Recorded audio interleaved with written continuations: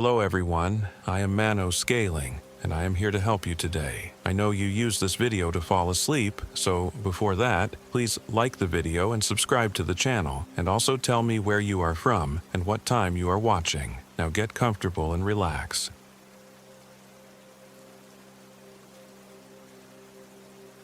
My name is Jake Muller. I'm 31 years old, and this happened in October of 2022. Even now, months later, it takes everything in me not to burst into tears whenever I hear the wind rustle through the trees. I still hear echoes of that place in the back of my mind. Maybe writing this down is my last desperate attempt at making sense of it all, or at least warn others never to do what I did. I was raised in Atlanta, but never truly connected with the city's bustle. As a kid, I took every chance I could to disappear into the few pockets of nature around my suburban neighborhood. The older I got, the stronger that urge grew. It didn't help that my life felt like it had stalled. My father passed away unexpectedly a year ago. I broke up with my girlfriend Claire soon after. It was all too much, all too fast. I remember telling my friend Ben that I just needed to hit pause on reality for a while. But I never expected to find a place that could literally warp the very concept of time. So, in early October, with the leaves turning russet and gold, I chose to backpack in the Cohutta Wilderness, up in the Georgia mountains.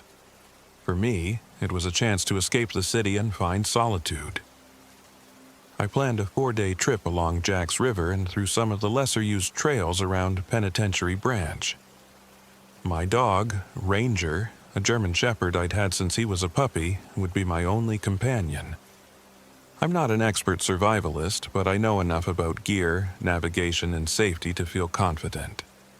I had my loaded backpack with freeze-dried meals, a lightweight tent, a good sleeping bag, and a first aid kit. I even carried a backup battery pack for my phone. Sure, I'd read stories about people getting lost in the Cohutta, but I figured if I stuck to the map, followed the trails, and kept my wits about me, I'd be fine. That's what everyone thinks, right? That you'll be fine until you're not. On the first morning, I parked at a small trailhead that seemed deserted. The air was crisp and smelled faintly of wood smoke. Ranger was eager to go, tail wagging, sniffing at every bush and tree. I locked my car, hoisted my pack, and checked my phone. I still had signal, which was reassuring, though I wasn't counting on it lasting. My plan was to spend the first day hiking along the ridge, then descend closer to Jack's River for the second night. The sky was a clear, pale blue as we set off. For the first hour, everything felt normal, picturesque even. Orange and brown leaves crunched underfoot. I could hear the river somewhere in the distance, but the trail kept rising. It wasn't until around noon that a deep uneasy feeling started to take hold. It began with small inconveniences.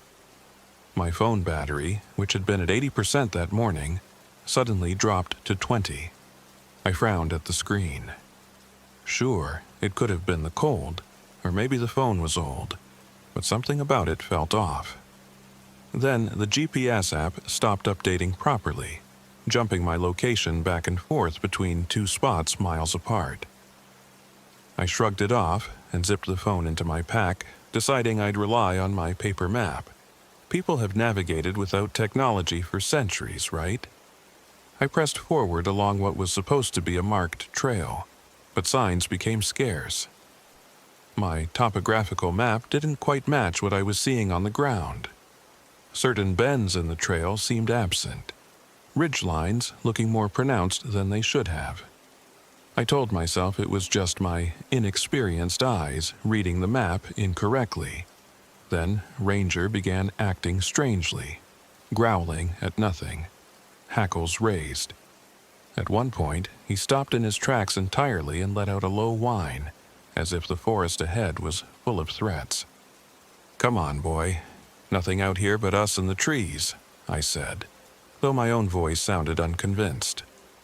We kept walking. The trail wound downward into a hollow area, dense with rhododendrons. Everything grew darker under the tangle of branches, sunlight reduced to a dim haze. A faint odor, like sulfur, seemed to float through the air for a moment, gone as quickly as it arrived. At around 2 in the afternoon, I ran into a man unexpectedly. He almost seemed to materialize on the trail. Ragged clothes, filthy coat, and a long, scruffy beard. I jumped, my heart pounding. Ranger barked in alarm. The man lifted both hands in a placating gesture. "Easy there," he said, voice raspy as if he hadn't spoken in days. "Didn't mean to spook you. Name's Tommy Carver." I relaxed a bit, though something about his sunken eyes and the odor wafting off him put me on edge. "Jake Muller," I offered. "I didn't think anyone else was out here." Tommy nodded slowly. "Just me, living out here, caretaking the land." "You going to Devil's Hollow?" It was a phrase I'd never heard, but I felt a chill run through me at his words. "Devil's Hollow?" I repeated, shaking my head. "I'm heading near Jack's River, just backpacking." He made a noise that might have been a laugh or a cough. "If you see a valley that don't appear on your map, but your feet lead you there anyway, turn around. Some places belong to him, the old, old devil of these hills." His eyes were like black pits. He offered a crooked smile that showed teeth stained yellow. "You mind your dog? Some nights the beasts walk on 2 legs. You hear?" I swallowed, too unsettled to respond. The man gave me one last look, nodded at Ranger, and continued up the trail. I waited until he disappeared around a bend before exhaling. Great, I thought. The local weirdos are out in full force. I looked down at Ranger, who glared after the man, nose wrinkled. "Let's keep going," I said, forcing a confidence I didn't entirely feel. I set up camp near a small creek as dusk fell. The evening was quiet enough, though a nagging sense of unease gnawed at me. I tried to build a campfire, but it refused to stay lit. The tinder would catch, flicker, and then everything snuffed out. After the 3rd attempt, I managed a sputtering flame that looked oddly tinted, like the heart of it was burning with a bluish light. I stared at it, perplexed, until it normalized to orange. Ranger paced restlessly around the campsite, occasionally whining. I cooked a freeze-dried meal, gave Ranger his kibble, and tried to relax. The trees felt closer here, looming overhead like stooped giants. A cool breeze rattled the leaves. I looked at my phone. Battery at 7%, no signal. I gave up and turned it off. Maybe it was good to disconnect. Maybe I'd look back on this feeling of disquiet as just part of the adventure. That night, I dreamed of footsteps circling my tent. Slow, methodical. In my dream, I heard a voice that sounded like mine calling out, "Ranger? Ranger?" but from somewhere impossibly distant. I swore I heard an older man's laughter too, drifting on the breeze like a whisper. I jolted awake before dawn, cold sweat trickling down my neck. Ranger was lying at my feet, ears perked, alert. My watch said 5:13 a.m., but the sky was starting to lighten. Sunrise shouldn't have been for another hour. I unzipped the tent and peered out. A silver half-light illuminated the forest. Something felt off, but I couldn't put my finger on it. Stepping outside, I discovered my sleeping bag was also unzipped down the middle. I stared at it. I'd zipped it shut from inside, so how the hell had it come undone like that? My nerves prickled. I checked the outside of the tent for tears or holes, nothing. So either I had unzipped it in my sleep, or someone else had opened it from the inside while I dozed. "Just your imagination," I muttered, though I didn't believe it. I took a few minutes to gather my thoughts, then packed up. The world felt subtly wrong. The trail was there, but the angles looked different, the ridgeline sharper. Even the creek seemed to flow in a slightly different direction than it had the night before. but I was determined to keep moving. I'd planned to hike a loop that would bring me down to Jack's River by midday. It must have been late morning when the sense of disorientation truly kicked in. According to my watch, I'd been hiking for about 3 hours. The sun, now fully risen, seemed too bright, but glimpses of the sky through the foliage showed it was nearly overhead, like noon or early afternoon. Had I misread my watch? Possibly, but I had triple-checked it after I woke up. The trail angled down into a narrow valley. On my map, that valley wasn't labeled. There should have been a gentle slope leading west. Instead, I found myself picking my way downhill among tangles of roots and mossy rocks.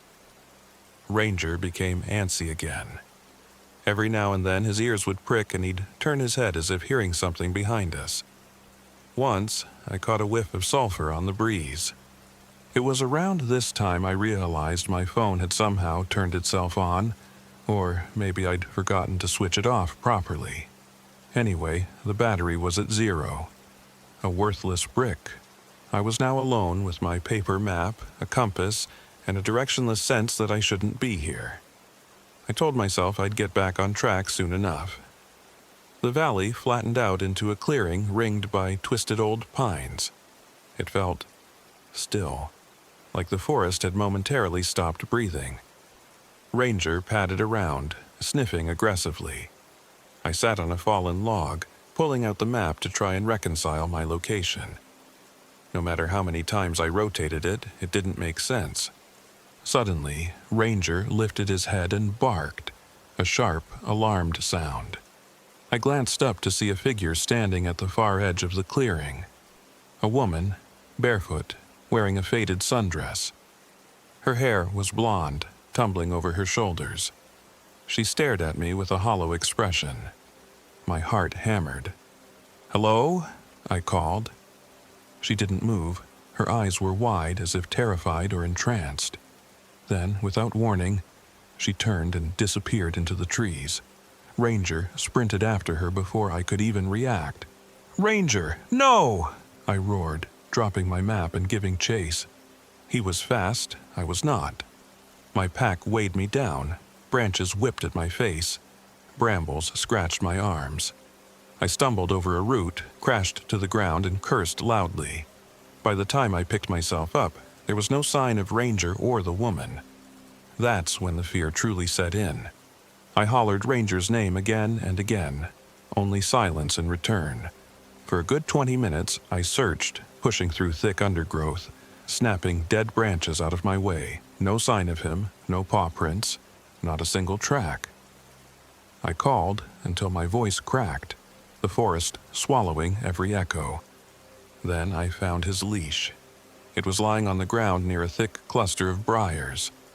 The latch was still clipped shut, but the ring where it attached to Ranger's collar was snapped in half, like something had yanked on it with inhuman strength, and next to that torn piece of metal was a tooth, long and sharp, likely a canine tooth from Ranger's jaw. My stomach churned. Clutching the broken leash, I realized how isolated I was. The bright midday sun, if it was midday, slanted strangely between the trunks. My watch read 10:21, but it felt later, or earlier. Time had no meaning here. My chest tightened with panic, but I forced myself to focus. I'd find Ranger, I had to. With no better plan, I wandered deeper into the valley, calling out for him, for help, for anyone. My voice sounded pathetically small. As the hours slipped by, I can't be sure how many, I saw no other people, found no sign of Ranger. Eventually, I stumbled across a small clearing that contained an odd structure, an abandoned wooden shack or cabin rotted with age. It smelled of must and decay. I inched forward, footsteps crunching on old leaves. Something was definitely living there, fresh footprints in the dirt, though it was impossible to tell if they were human or not. I pushed the door open, the wood creaking in protest. Inside, pale light filtered through cracks in the walls. A table stood in the middle of the single room, covered with bones. Animal bones, mostly. I hoped. A few looked bigger than they should have been. Some seemed too large to belong to a deer or a fox, maybe more human-like in shape and size. There was dried blood scrawled across one wall, forming letters I couldn't decipher. A rung of broken wood near the ceiling had a twisted piece of rope tied to it, reminiscent of a noose. I gagged, throat clenching. The place was suffused with an oppressive energy. My hands shook as I backed out. I didn't see any trace of Ranger, no collar or fur, but I had a new fear now. Perhaps he'd been dragged here, or would be soon. I was halfway back into the clearing when I felt a presence behind me. I turned to see a figure standing at the door of the shack. A woman with blonde hair and a tattered sundress, the same one I had seen earlier.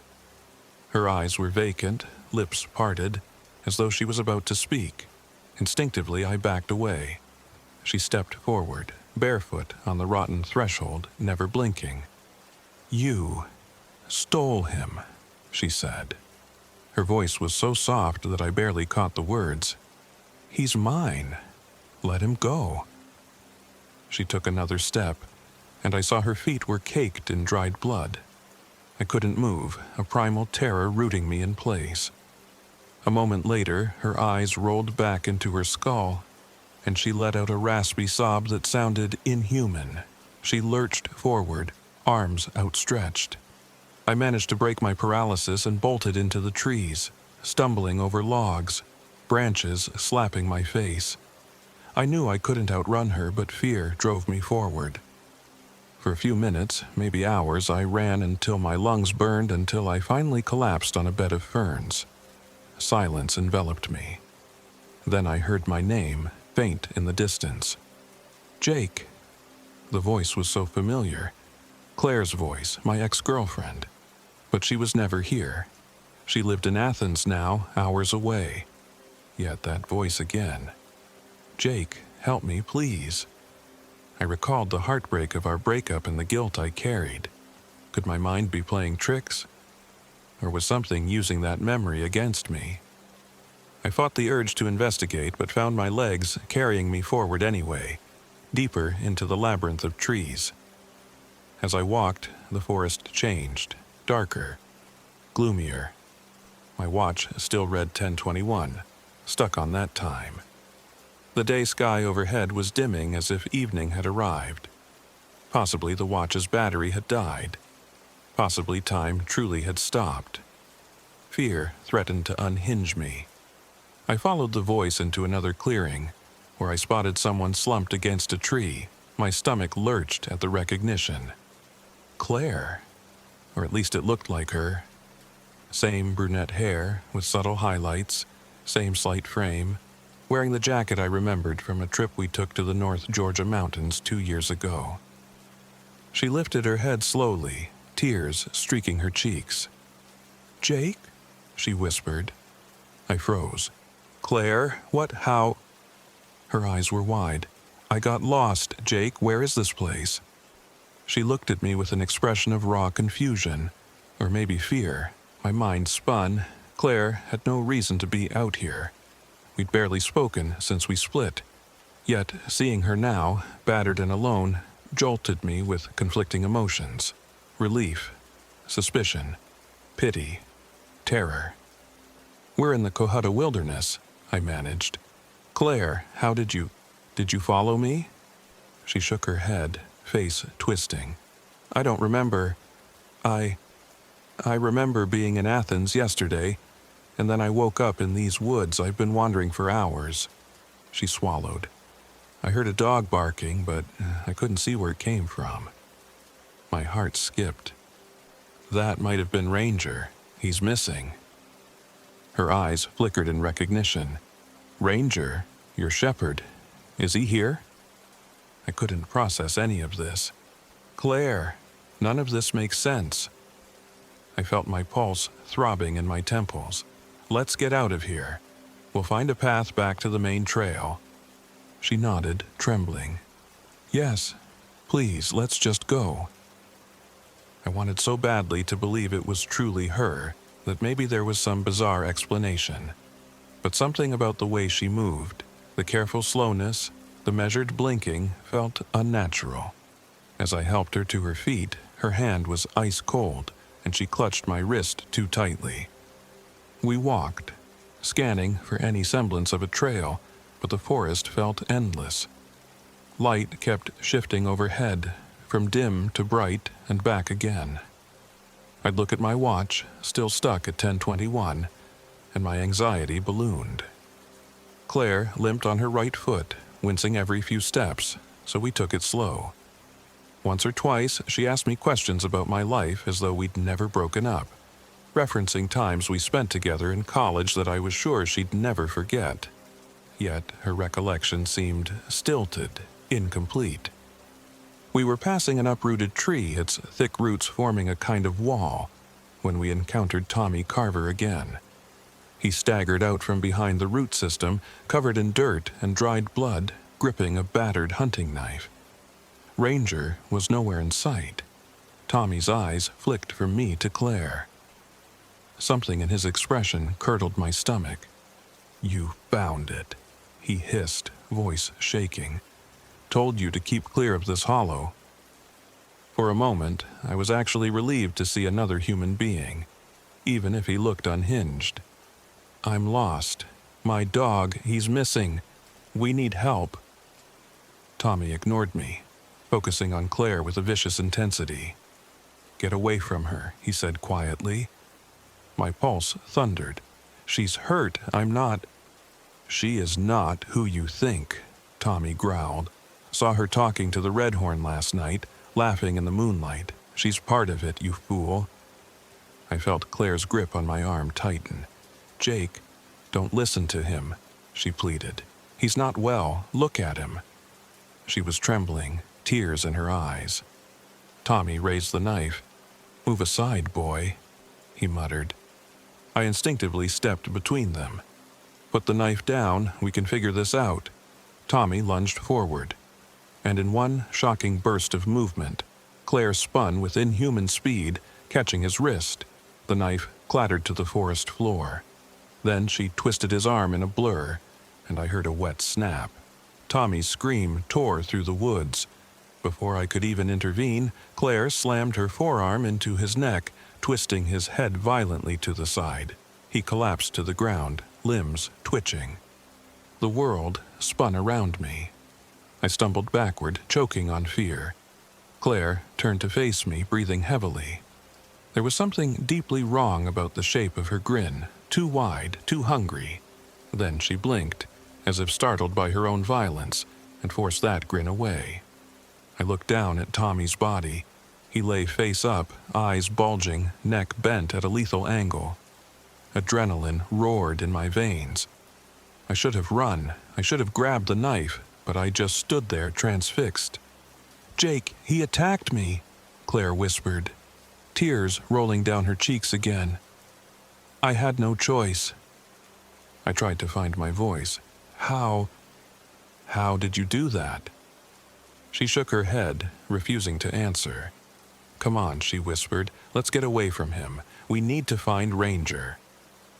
My mind screamed that this wasn't Claire, or at least not the Claire I knew, but I couldn't process it, and somehow in that moment, I felt more terrified of being alone in these woods than of staying with her. I let her slip her hand around mine and lead me deeper into that cursed hollow. Evening fell, or perhaps a false evening conjured by the thick canopy overhead. We found a relatively flat patch of ground near a shallow stream. The water was a murky brownish color, but we had no choice. We were both dehydrated. I filtered a bottle's worth, giving some to her, some to me. She sipped it slowly, eyes never leaving my face. I didn't dare start a fire. I didn't want to draw attention, especially not from her, if that makes any sense. Instead, we sat in the creeping darkness, sharing a single flashlight beam. She told me, in a wavering voice, that she was cold. So I offered her my jacket. It was when she slipped it on that I noticed her skin. In the shifting glow of the flashlight, it looked paler than I remembered, almost translucent in places, like a film. I caught myself staring, and she turned away. I tried to sleep.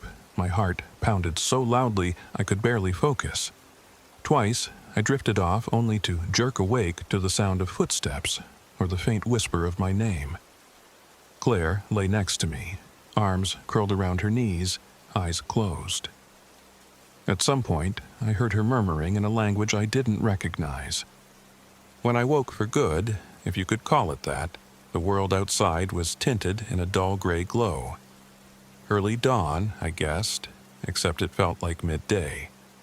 My watch was still dead, reading 10:21. Claire stirred, wiping at her eyes. She gave me a bleak smile that made me shudder. "We should keep moving," she said. "Maybe find some vantage point to see where we are." I nodded automatically. "Ranger," I croaked, "we have to find him." "Of course," she said softly, "we'll find him." Part of me wanted to believe that was genuine, but I couldn't shake the memory of the violence I'd witnessed, or how she had never explained it. I also remembered Tommy's final words. "Saw her talking to the Red Horn last night." She's part of it. Who or what was the Red Horn? We trudged on. The forest floor felt spongy, as if the soil were saturated. The slope wound downward, twisting like a spiral. Despite the daylight overhead, the air felt oppressively thick. Every now and then I caught the scent of decay. My mouth was constantly dry. Then, out of nowhere, Ranger barreled into view from behind a stand of pines. I cried out in relief, but that relief died on my lips. He looked emaciated, fur-patchy, ears tattered and bleeding. His eyes seemed glazed, as if he barely recognized me. Yet his tail wagged feebly when he saw me. "Ranger," I called, voice cracking. I crouched, arms wide. He trotted over, head low, letting out a pitiful whine. When I petted him, I realized his skin was cold, his breathing shallow. A wave of guilt and anguish swept over me. I wanted to check his injuries, see if he was losing blood. But something felt distinctly wrong about him, like he was an echo of himself. Claire was a few paces behind me, watching intently. Suddenly, Ranger froze, head snapping up to look past me. A growl rumbled in his throat. I turned to see who, or what, he was fixating on, but there was nothing. Then he bolted past Claire and vanished back into the forest. "No!" I sprinted after him, ignoring the branches clawing at my clothes. Claire was at my heels, calling my name. Ranger was moving strangely, like he was in pain, but still faster than me. I followed the sound of snapping twigs, desperate to keep him within earshot. I crashed through a patch of dense undergrowth and came face to face with something I can only describe as a tall figure with horns and red eyes, half hidden behind a cluster of pines. My instincts screamed to run, but my feet stayed rooted in place. The figure stepped forward. It was shaped like a man, clad in old-fashioned clothes, with thick, curling horns protruding from his scalp. His eyes glowed an eerie crimson in the gloom. Ranger stood beside him, tail between his legs, whining.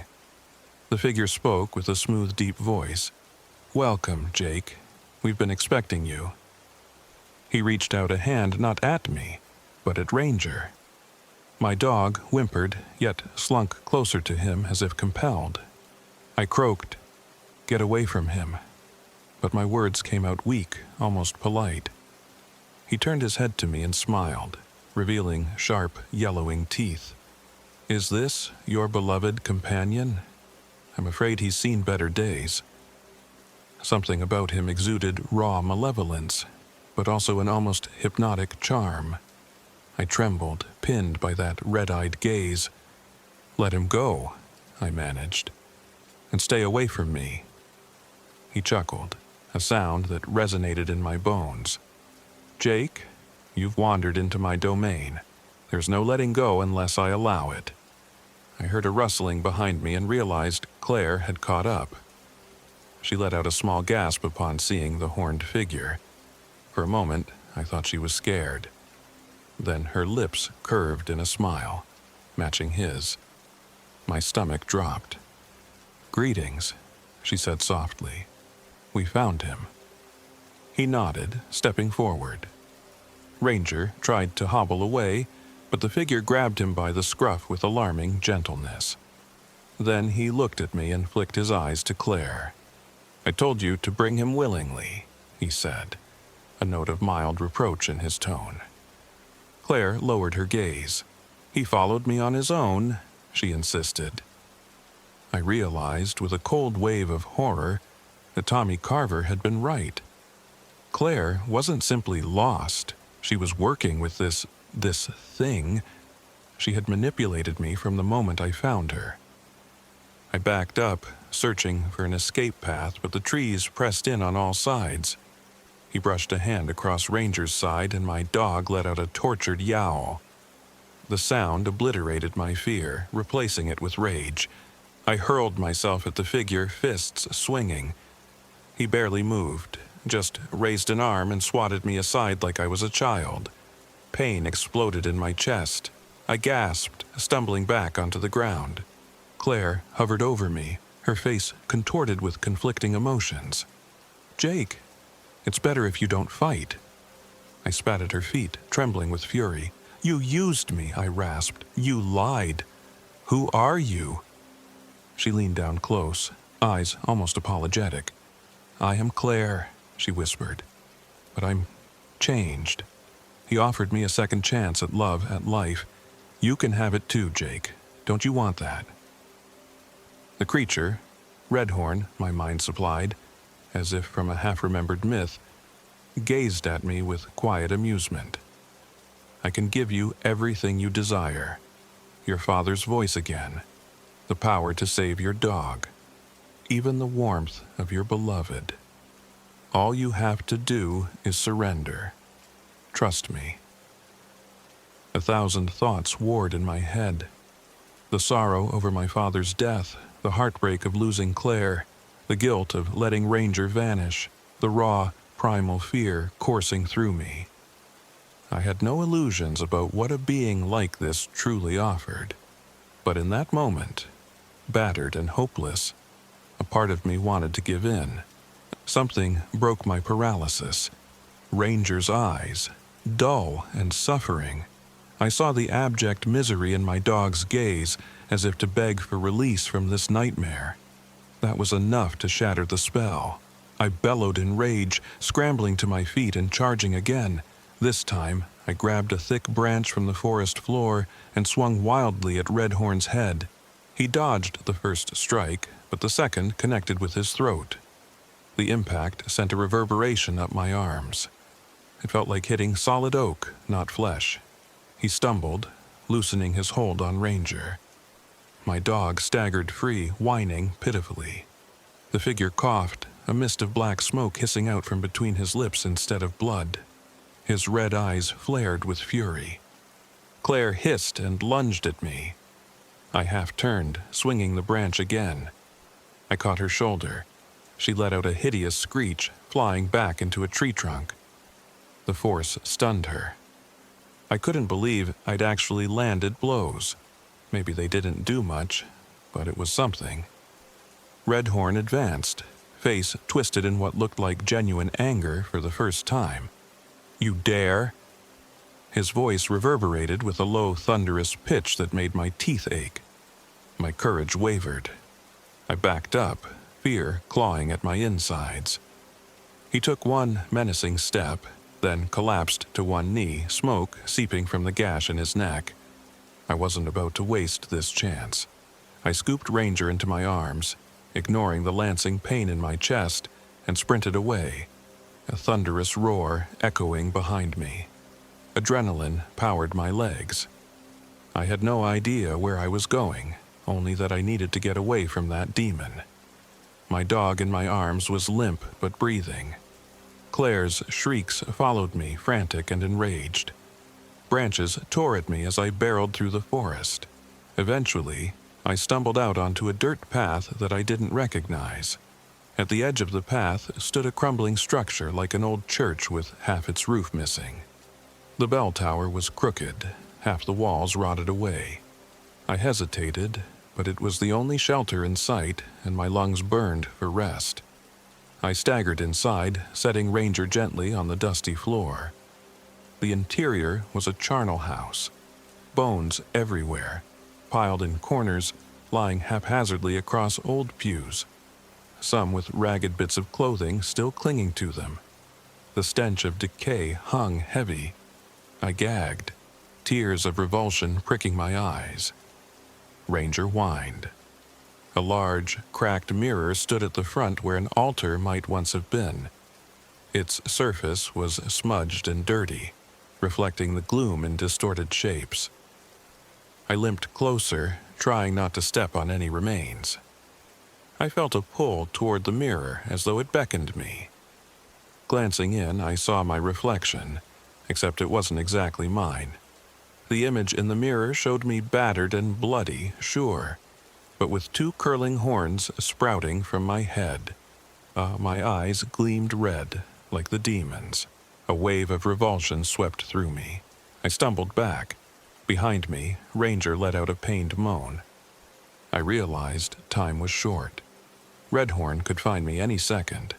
I knelt by Ranger, checking his injuries. He was battered, missing fur, and I discovered what looked like a deep puncture wound near his right shoulder. Each breath rattled in his chest, but he was alive.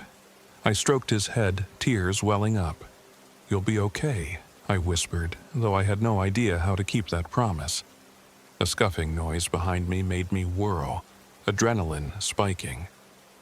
Standing in the doorway was Claire. Her hair was disheveled, eyes frantic. She took a step inside, surveying the carnage of bones around us, then looked straight at me. "You hurt him," she said in a hushed voice, as if awed. "No one's ever done that before." I looked away, racked with terror and guilt. "Stay back." She ignored that, taking a measured step closer. "He was going to grant you everything, Jake. You could have your father back. You could—" "No," I snarled, voice echoing in the ruined church. "He's a monster. And you, what are you?" She raised her chin defiantly. "I'm what he made me. Better than human, free from pain, free from fear. He gave me another chance at being loved. You can't imagine what I'd do to keep that chance." I realized with sick clarity that she believed this. She believed in his power, his promise of love. Or maybe that was just the puppet show he put on for her. The heartbreak we'd shared might have left her vulnerable to something so twisted. A pang of regret shot through me. Had she truly been manipulated, or had she offered herself willingly? "You don't have to serve him," I said, trying to keep my voice calm. "We can leave together. Leave this place behind." She shook her head. "It's too late. I'm tied to him now." Something akin to sadness flickered in her eyes, then vanished. "But maybe, if I bring you back to him, he'll forgive me for failing him. We can still be together, Jake. A new life, far from all this pain." Ranger let out a wheezing whimper. I gently stroked his ears, tears brimming. "No, I'm not going back." Claire's gaze darkened. She lunged for me, her speed still unnatural. I half rose, heart slamming in my chest. Her nails raked across my arm. I cried out, dropping to one knee. A pew behind me teetered, nearly tipping over from the collision.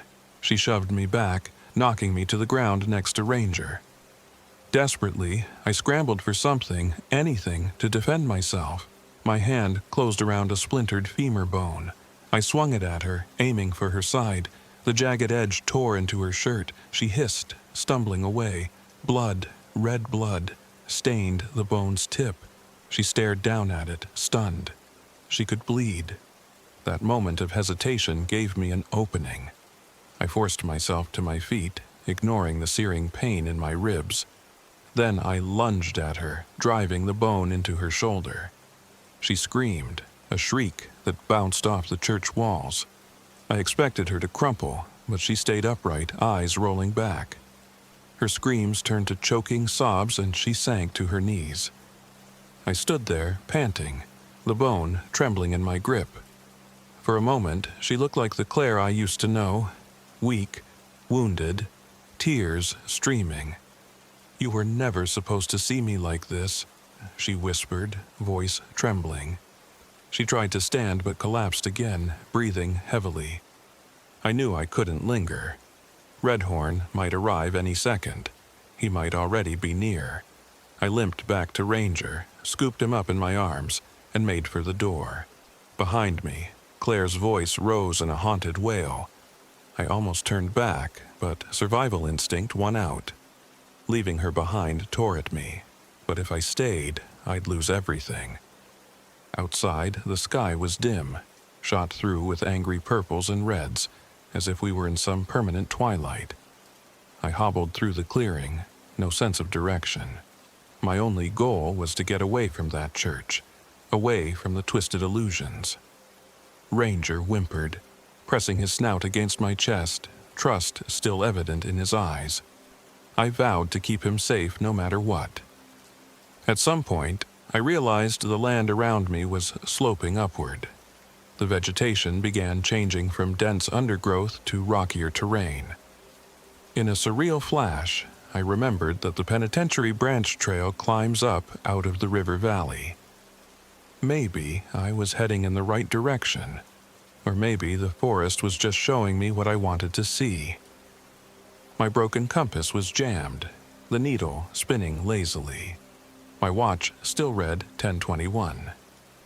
Yet time must have passed because the sky dimmed further and shadows lengthened. My legs felt like lead, my breathing ragged. I was ready to collapse. But then I spotted something that renewed my hope. A battered metal sign hammered into a tree.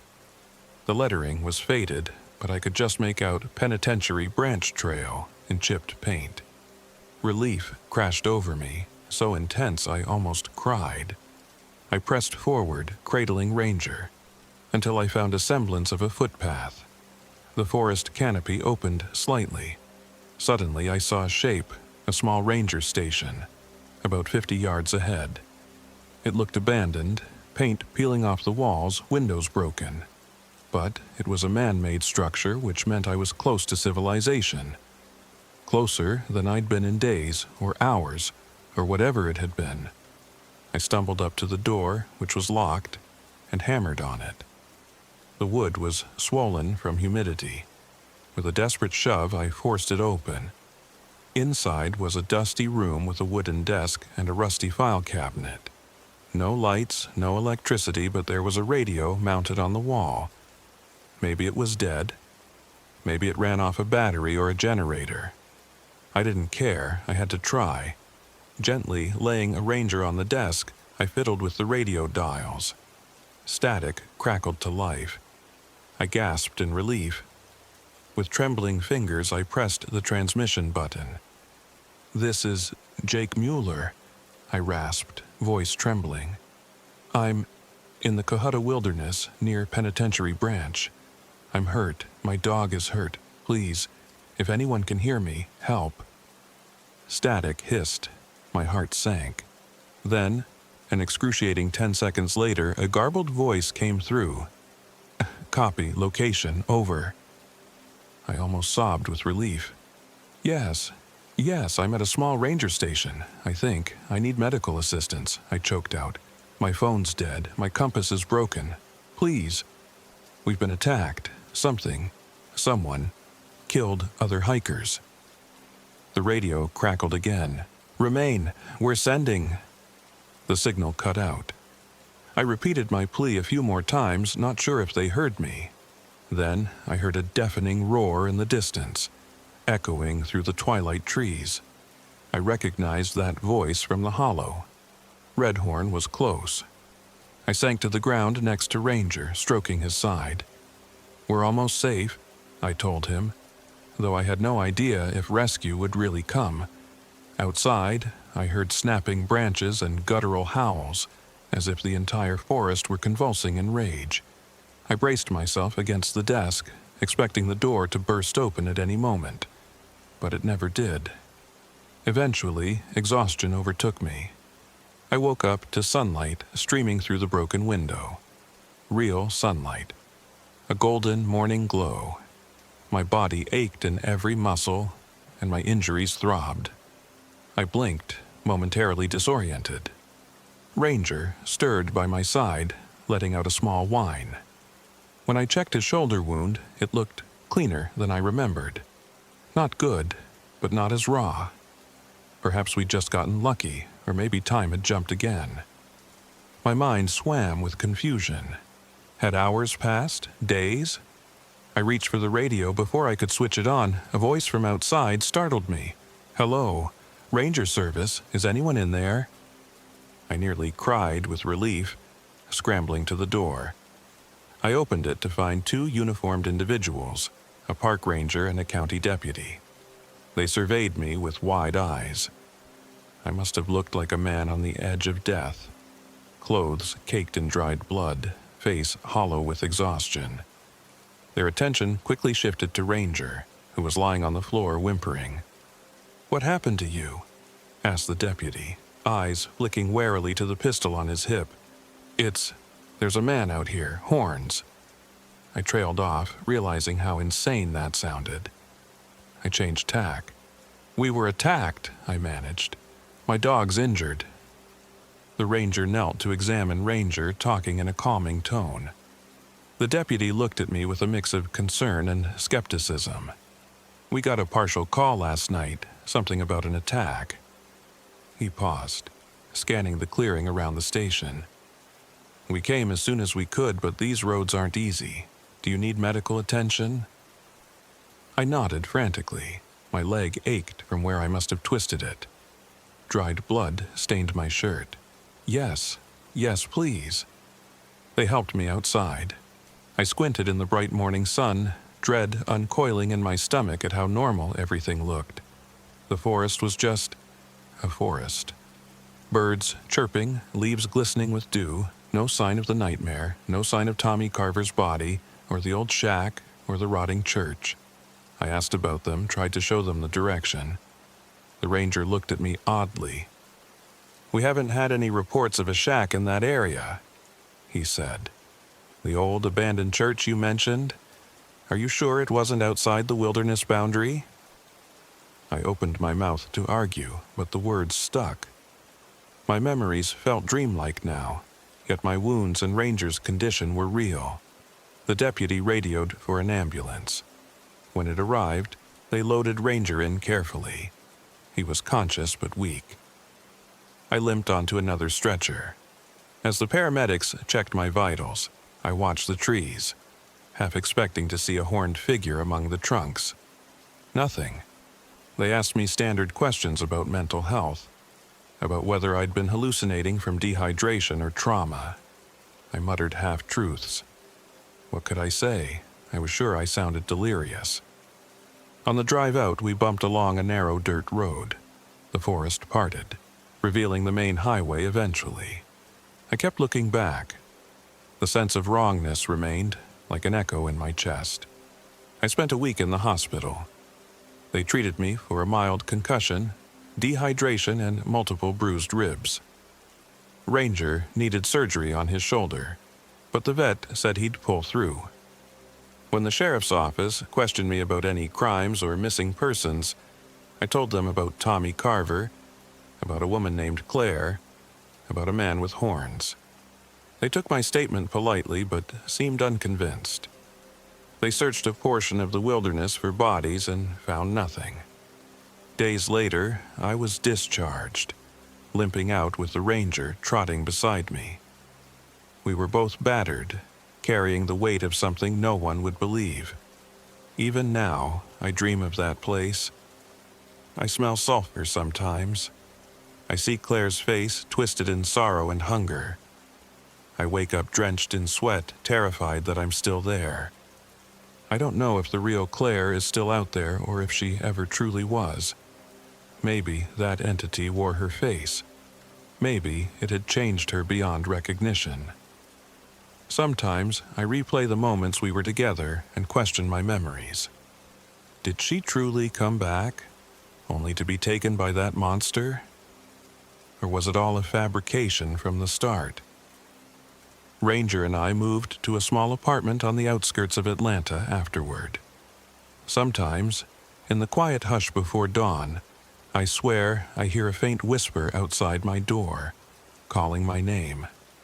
Or I'll catch Ranger staring at the corner of the room, hackles raised. My phone, replaced after the trip, has occasionally flickered to life with the time 10:21 displayed, even when it's midnight. Doctors call it PTSD. They say it will take time to heal. But I know time is malleable. I felt it stretch and twist in Devil's Hollow. We stepped outside logic there. We saw behind the curtain of reason. You can't unsee that. And if you're reading this, if you still think it's just a scary story, a hallucination from a half-broken man, maybe that's for the best. Maybe you should keep thinking that. Keep telling yourself the forest is just a forest. But if you ever find yourself deep in the Cohutta wilderness, and the map stops matching the land, and your phone battery dies for no reason, and the fire you build burns blue, turn back. Turn back. Because the red horn waits, and he knows exactly what your heart desires. If you push forward, you might find that hollow, the place that doesn't exist on any map.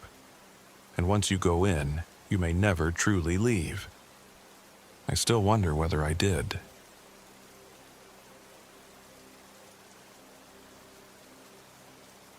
My name is Rachel Kane, and I was 31 years old when everything I believed about reality twisted into a nightmare. This happened in late October of 2022 in the Blood Mountain wilderness of northern Georgia. I had decided to spend my long weekend camping and hiking on my own, hoping to find fresh perspectives for my work as a freelance illustrator. At the time, I believed I needed some distance from the claustrophobic shadows of my toxic former relationship. I wanted a quiet time in nature, armed with only my art supplies, a pack of basic necessities, and my beloved German Shepherd, Max.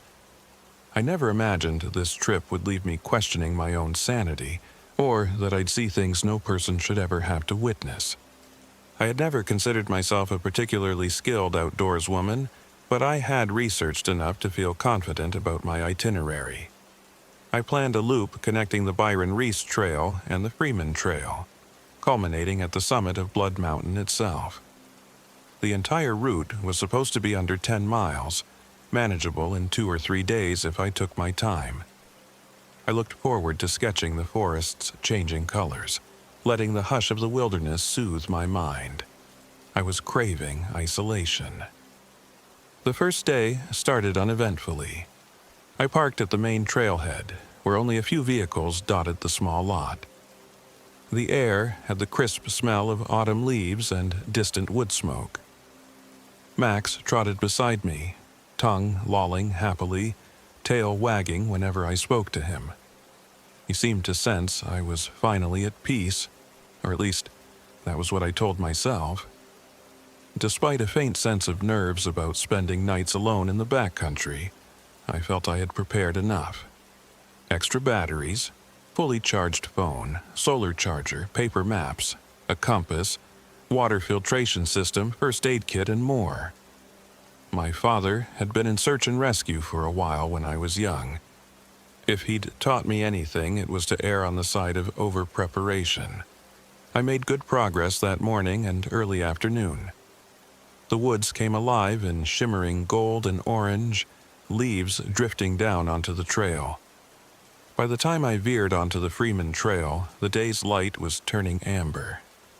I wanted to find a safe spot to set up camp well before nightfall. Even though the trees were dense, the path was well defined, and I still had enough daylight to see that I was in a gorgeous region. Fallen leaves rustled underfoot, and Max pounced happily on a few as if trying to catch them mid-air. I chose a small clearing near a water source. A narrow creek bubbled by, allowing me to filter some extra water. Max sniffed around, systematically investigating every log and rock, ever the vigilant companion. I pitched my tent, built a small fire ring, and settled in for dinner. Freeze-dried lasagna wasn't exactly gourmet fare, but after the day's hike, it tasted passable enough. I fed Max some of his dry kibble, which he devoured with gusto. Later that evening, as I was stowing away food in a bear canister and making sure everything was secure, I noticed something strange. My phone was already at 60% battery. I had barely used it. I chalked it up to the phone searching for signal in the mountains, which can drain batteries faster. Still, it nagged me as odd. The sky was fully dark now, stars faintly visible through the canopy. The wind had picked up a bit, rustling the treetops in a whispered conversation. Around midnight, a sound pulled me from a restless doze. It was a shriek, long, quivering, piercing the night like a blade. Max exploded into alarm mode, jumping up with a growl.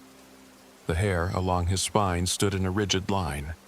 My heart hammered painfully, and I fumbled for my flashlight, shining it through the thin tent wall. The forest remained silent aside from the echo of that scream. I had heard animal cries in the wilderness before. Foxes, coyotes, owls. This was nothing like that. It sounded half human but distorted, as if rung through an iron pipe. It lasted maybe 5 seconds, but it was enough to freeze my blood.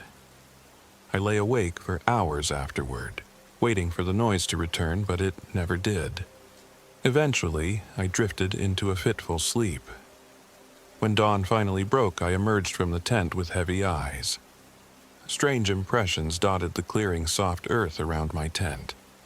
I might have dismissed them as random deer tracks if they hadn't curved in a complete circle around my campsite. Too large for deer. Possibly wild hog prints. I tried not to dwell on it, focusing instead on packing up and moving forward. Still, it weighed on me. The unnatural scream, the footprints. Max stayed close, whining occasionally as we left. As we climbed higher into the forest, it felt like the terrain was shifting around me. Familiar turnoffs on my map did not align with the actual trail. At one point, I came to a branch in the path that seemed to double back, though my map said it should lead straight uphill. The more I tried to follow my compass, the more the forest seemed to distort. Even the creek's direction felt reversed. Around midday, I stopped to consult my map again, carefully measuring distance with my compass. Max barked in frustration when I paused, as if he wanted to keep moving. That was when the phone died.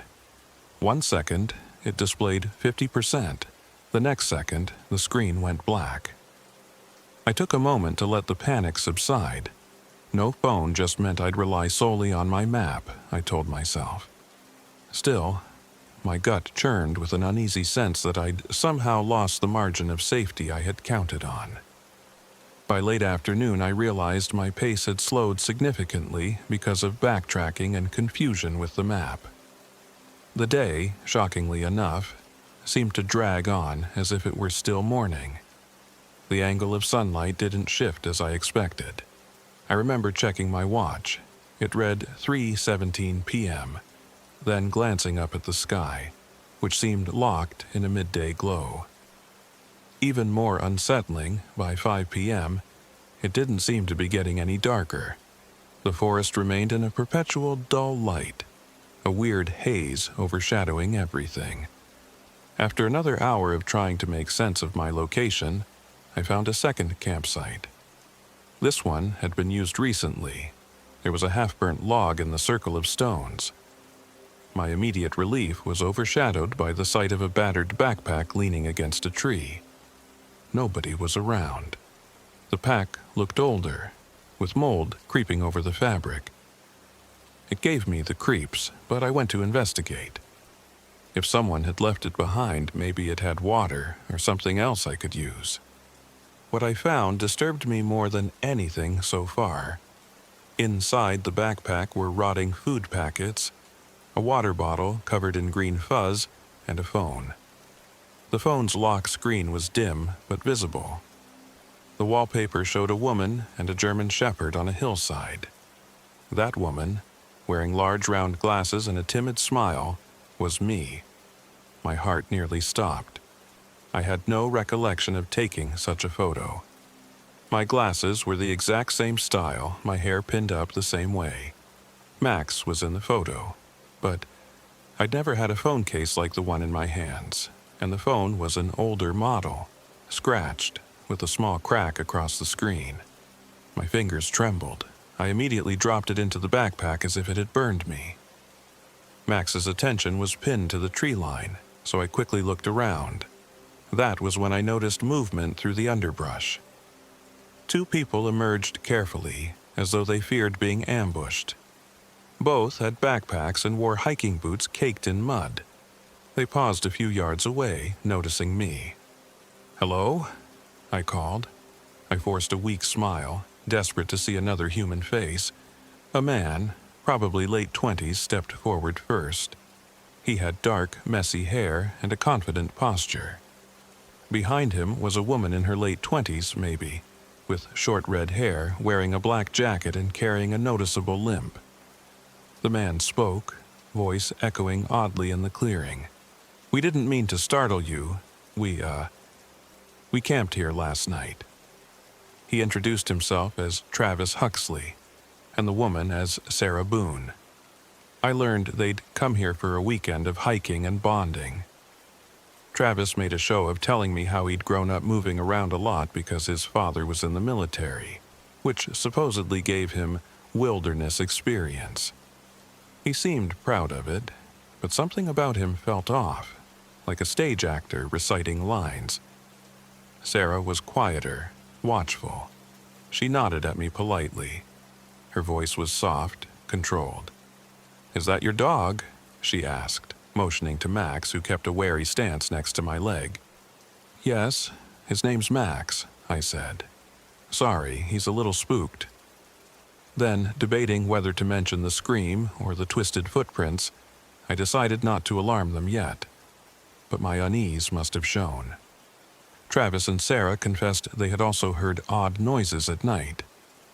"We, wanted to move on," Travis said, "but we keep losing the trail. It's like the forest is playing tricks on us." My exhalation carried a shaky relief. I wasn't imagining things. Other people were experiencing it too. Perhaps this was some bizarre atmospheric phenomenon combined with my own nerves? Trying to calm myself, I pointed to the older backpack. "Did you leave that behind?" They exchanged a look. Sarah shook her head. "No," she said. "It was here when we arrived. We didn't open it." I didn't mention the phone or the photo. I just said it looked rotted, which meant it might have been here for months, maybe years. But how was a phone inside it still showing a locked screen with me on it? I told myself there must be some rational explanation. Maybe it was just a woman who looked like me. A weird coincidence. We eventually agreed to camp together for the night. It felt safer than being alone, so we piled some wood onto the old fire ring.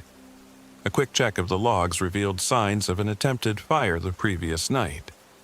The ash was cold, though, and seemed mixed with something waxy. Travis rummaged through his pack to produce a fire starter kit. As we made small talk, he kept sneaking glances at me, and each time I felt that gnawing sense of performance in him. He boasted about once living off the land for a week in Colorado. Sarah shot him a tired look, which told me maybe she'd heard these stories one too many times. The strangest thing happened as Travis tried to get the fire going. The flames would spark to life, flicker out, then briefly glow blue. Then they died entirely, leaving behind blackened tinder that seemed strangely soggy. "What the hell?" he muttered. He tried again, same result. The spark would catch, flash faintly with an odd hue, and then vanish. We all stared, feeling that creeping sense of dread. Eventually, we gave up, resigning ourselves to an unlit camp and an unusually cold evening. That night, the forest was silent except for occasional breezes that rattled leaves overhead. We set up our tents near each other, though it was still a lonely darkness out there. Max insisted on sleeping right next to me, which was fine. I was more worried about him bolting off if he heard anything. At some point, well after midnight, I heard the scream again. It started low, building in volume, and then snapped into a high-pitched wail that set my teeth on edge. Every hair on my body stood straight up. It was closer than the previous night. I scrambled for my flashlight and unzipped the tent to see if Travis or Sarah had heard it too. Travis emerged from his tent, face pale even in the dim light. Sarah was behind him, mouth tight, eyes full of fear. "What is that?" she whispered. I had no words. Max barked, a furious, protective cry. The scream died down as quickly as it began, echoing through the trees, leaving an emptiness that felt final. We stood there for a long time, scanning the perimeter of our camp, but saw nothing. Eventually, we retreated to our tents. After an hour of tossing and turning, I fell into an uneasy sleep. Come morning, Sarah was the first to notice that her tent's zipper was unfastened from the inside, even though she clearly remembered zipping it securely. Her sleeping bag was bunched by the entrance, as if someone had yanked it out. Meanwhile, I discovered my solar charger was gone, along with a small pocket knife I used for cutting rope. Travis's reaction, however, was strangely calm. "Local pranksters," he said with a shrug. "We should head out soon." I questioned him on how any local pranksters could even find us out here in the middle of nowhere, but he brushed me off. While we debated, I realized Max was missing. One moment he was at my side, the next he was simply gone. I tore through the campsite, calling his name, my heart pounding painfully. Sarah helped, her limp slowing her, but she hopped over logs to check the perimeter. Travis insisted he heard barking south of the clearing. We searched for hours but found only Max's collar near a dead tree. The collar was intact, not broken or chewed through. It was as though someone had removed it from him. I wanted to collapse in grief and panic. Eventually, Travis convinced me that we had to keep moving, find a ranger station or a main road to get real help. I was beyond terrified. Max was everything to me. He'd never wander off, let alone vanish quietly. At times, I thought I heard barking in the distance, but the sound always ended abruptly. We pressed on. The next few hours were a blur of climbing and descending the rugged terrain, every step overshadowed by the feeling we were being watched. My eyes played tricks on me in the dappled sunlight. Once, I glimpsed what looked like a woman standing far off the trail, her hair in tangles, wearing a ragged dress. But when I turned for a second look, she was gone. Sarah, walking behind me, murmured that she had seen the same figure. Meanwhile, Travis began humming a tune under his breath, some old lullaby, off-key. The repetition grated on my nerves until I finally snapped at him, telling him to quit it. He just smirked. We eventually reached a smaller creek crossing. The water was surprisingly warm, almost tepid. It gave me the creeps. Black vines clung to the rocks along the water's edge, and the entire area smelled faintly of sulfur. We trudged across, careful not to slip. My watch read 2:45 p.m., but once again the sky looked stuck at about mid-morning light. The sun hung in the same spot, refusing to move. I stared at it as if it were a broken clock face in the sky. Sarah stumbled on the muddy bank, and Travis rushed forward to steady her, pressing a little too close, his grip on her arm forceful. I saw a flash of fear on her face as she recoiled from his touch. "I'm fine," she muttered, pulling free. That was the first time I realized something was wrong between them. We hiked perhaps another mile before discovering an old trail marker pointing toward Slaughter Gap. The sign was riddled with bullet holes and rust. The name felt painfully apartment. We decided to camp near that marker, in a smaller clearing ringed by mountain laurels. I wasn't thrilled about sleeping outdoors again, but we had no choice. Already my limbs ached and my shoulder burned from hours of carrying my pack.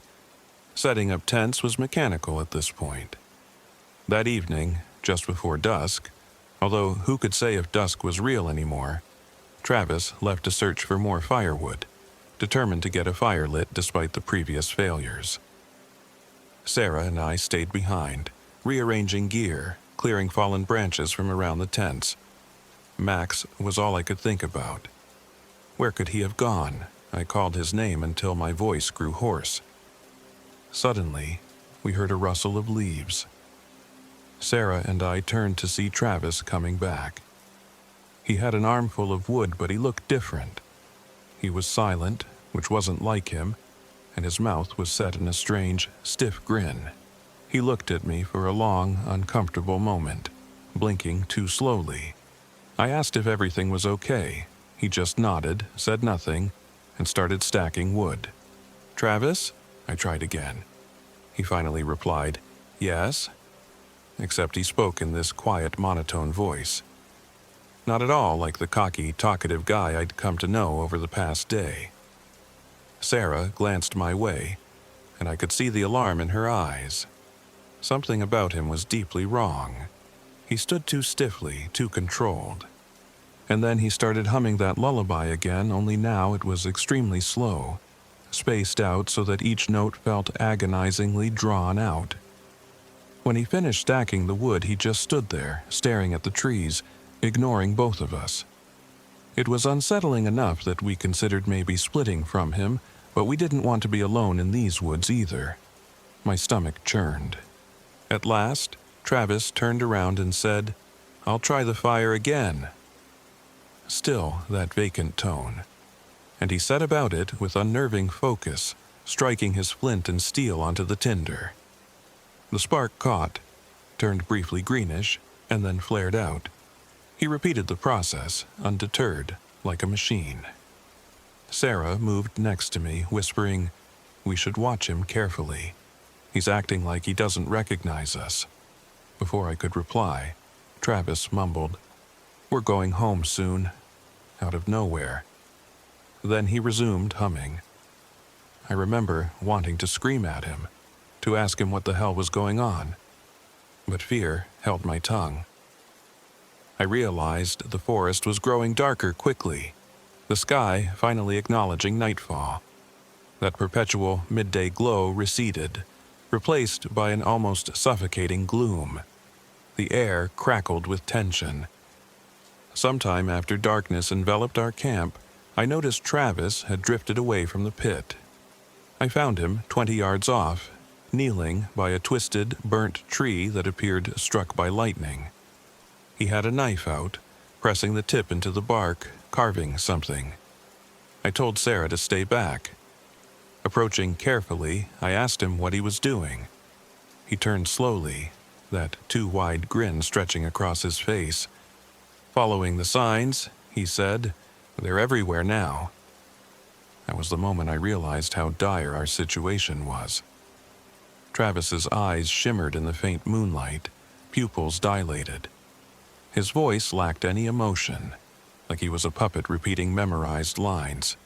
My instincts shouted that I needed to get away from him. Possibly something had broken in him after hearing those screams. Or maybe something had gotten inside him. In a wavering voice, I told him that we needed rest. We should go back to the tents. He followed me without argument, stepping so lightly it was almost soundless. Sarah stood by her tent, hugging her arms. We huddled in awkward silence. Travis stared at the flickering glow of our headlamps while continuing to hum that lullaby. Finally, he muttered something about standing guard, and I realized that might be our chance to get some space. It wasn't as if either Sarah or I felt comfortable with him watching us sleep, but we also were too afraid to say no. I barely slept that night. I drifted in and out of nightmares, hearing the scream in my dreams and seeing glimpses of Max with blank eyes. My entire body shivered when I pictured the phone in that old backpack. At some point, I woke to the sound of a muffled scuffle. Then, a faint cry. By the time I unzipped my tent, the campsite looked normal. Travis was missing. Sarah was asleep in her tent, peaceful, unbothered.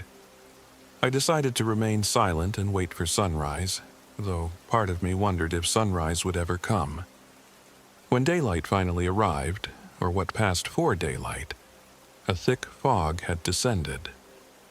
Visibility was no more than a dozen feet in any direction. Sarah's tent door hung half open and she was gone. I called for her but heard nothing, just the swirling gray mist.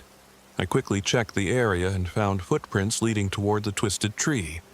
Fresh drops of blood spotted the damp leaves. My throat tightened. Panic took over, and I began searching with frantic haste. After an hour of combing the vicinity, I stumbled upon a disturbing sight. One of Sarah's boots was lying near a rock outcropping, a streak of blood near it. No sign of Sarah or Travis. For a split second, I imagined them fighting, or perhaps one had attacked the other. My mind reeled. I thought about heading back on my own to find help, but I'd be lying if I said I felt confident I could even retrace my path. The forest kept changing, the landmarks shifting. My watch now showed the same time no matter how often I glanced at it. I recall it was stuck at 4:28 a.m. I circled back to the campsite to gather my gear, only to find that half my possessions were either gone or rotten. My bag of dried fruit had become a clump of mold. My water filtration kit was stuffed with dirt. My paper map was waterlogged, the ink bleeding so badly it was illegible.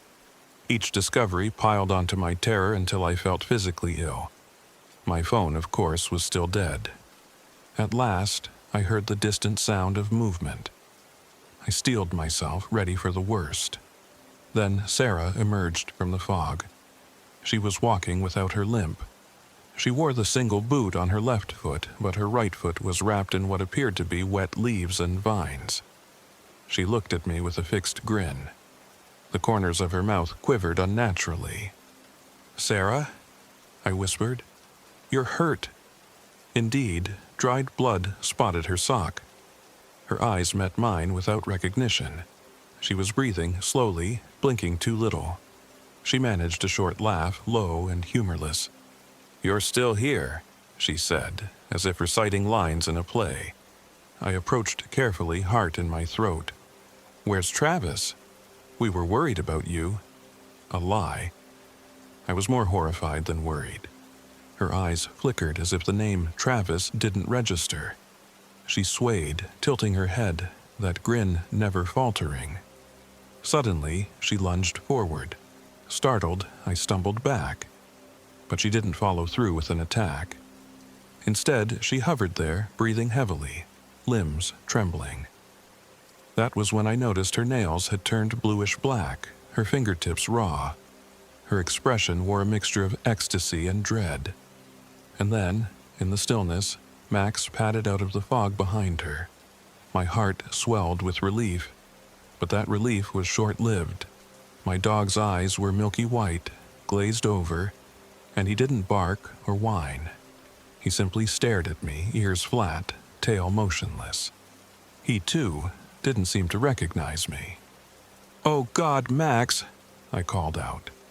I wanted to run to him, but a horrifying sense told me not to. Something was wrong. He slumped beside Sarah, as if obeying her presence.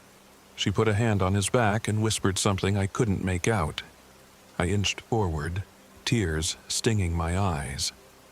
"Max?" I repeated, voice trembling. Instead of coming to me, he let out a deep, throaty growl. He never growled at me in our entire history together. My legs felt like lead. I had the irrational thought that I was dreaming, that any second I'd wake up to a normal morning with my dog curled up in the tent. But this was real. When I tried to circle around them, Max barred his teeth, and Sarah pointed a shaky finger at me. "You won't leave," she said in that eerie monotone. "She won't let you." "Who?" I whispered. "Who's she?" Before I could get any answer, Sarah lurched forward, brandishing a small knife. I saw the blade flash in the hazy light, and I scrambled backwards. My foot caught on a root, and I toppled onto the cold ground. I screamed, a feral sound. For a second, she stood over me, her face blank except for that lunatic grin. Then, she spoke in a voice that wasn't hers, hollow, resonant, and definitely not human. It said, "You already belong to me." The next few moments seemed to fracture. She slashed at my shoulder, slicing my jacket, drawing blood. The pain burned, but I managed to twist away. I kicked at her leg, the unbooted one, sending her staggering. She'd slipped on the wet leaves. That moment was enough for me to bolt to my feet and run. I dashed blindly into the trees, ignoring the frantic pounding in my head, the warm trickle of blood down my arm. I sprinted for what felt like hours, cutting through branches, stumbling over exposed roots, constantly aware of the unnatural hush. My lungs burned. I found myself near a ravine, water trickling below. I paused to catch my breath, slumping against a tree trunk, desperate to figure out where I was. The environment was different than the day before. The boulders, the slope, even the color of the leaves. As if the forest was rearranging itself around me. I thought about how everything had started. Just me and Max on a quiet trip.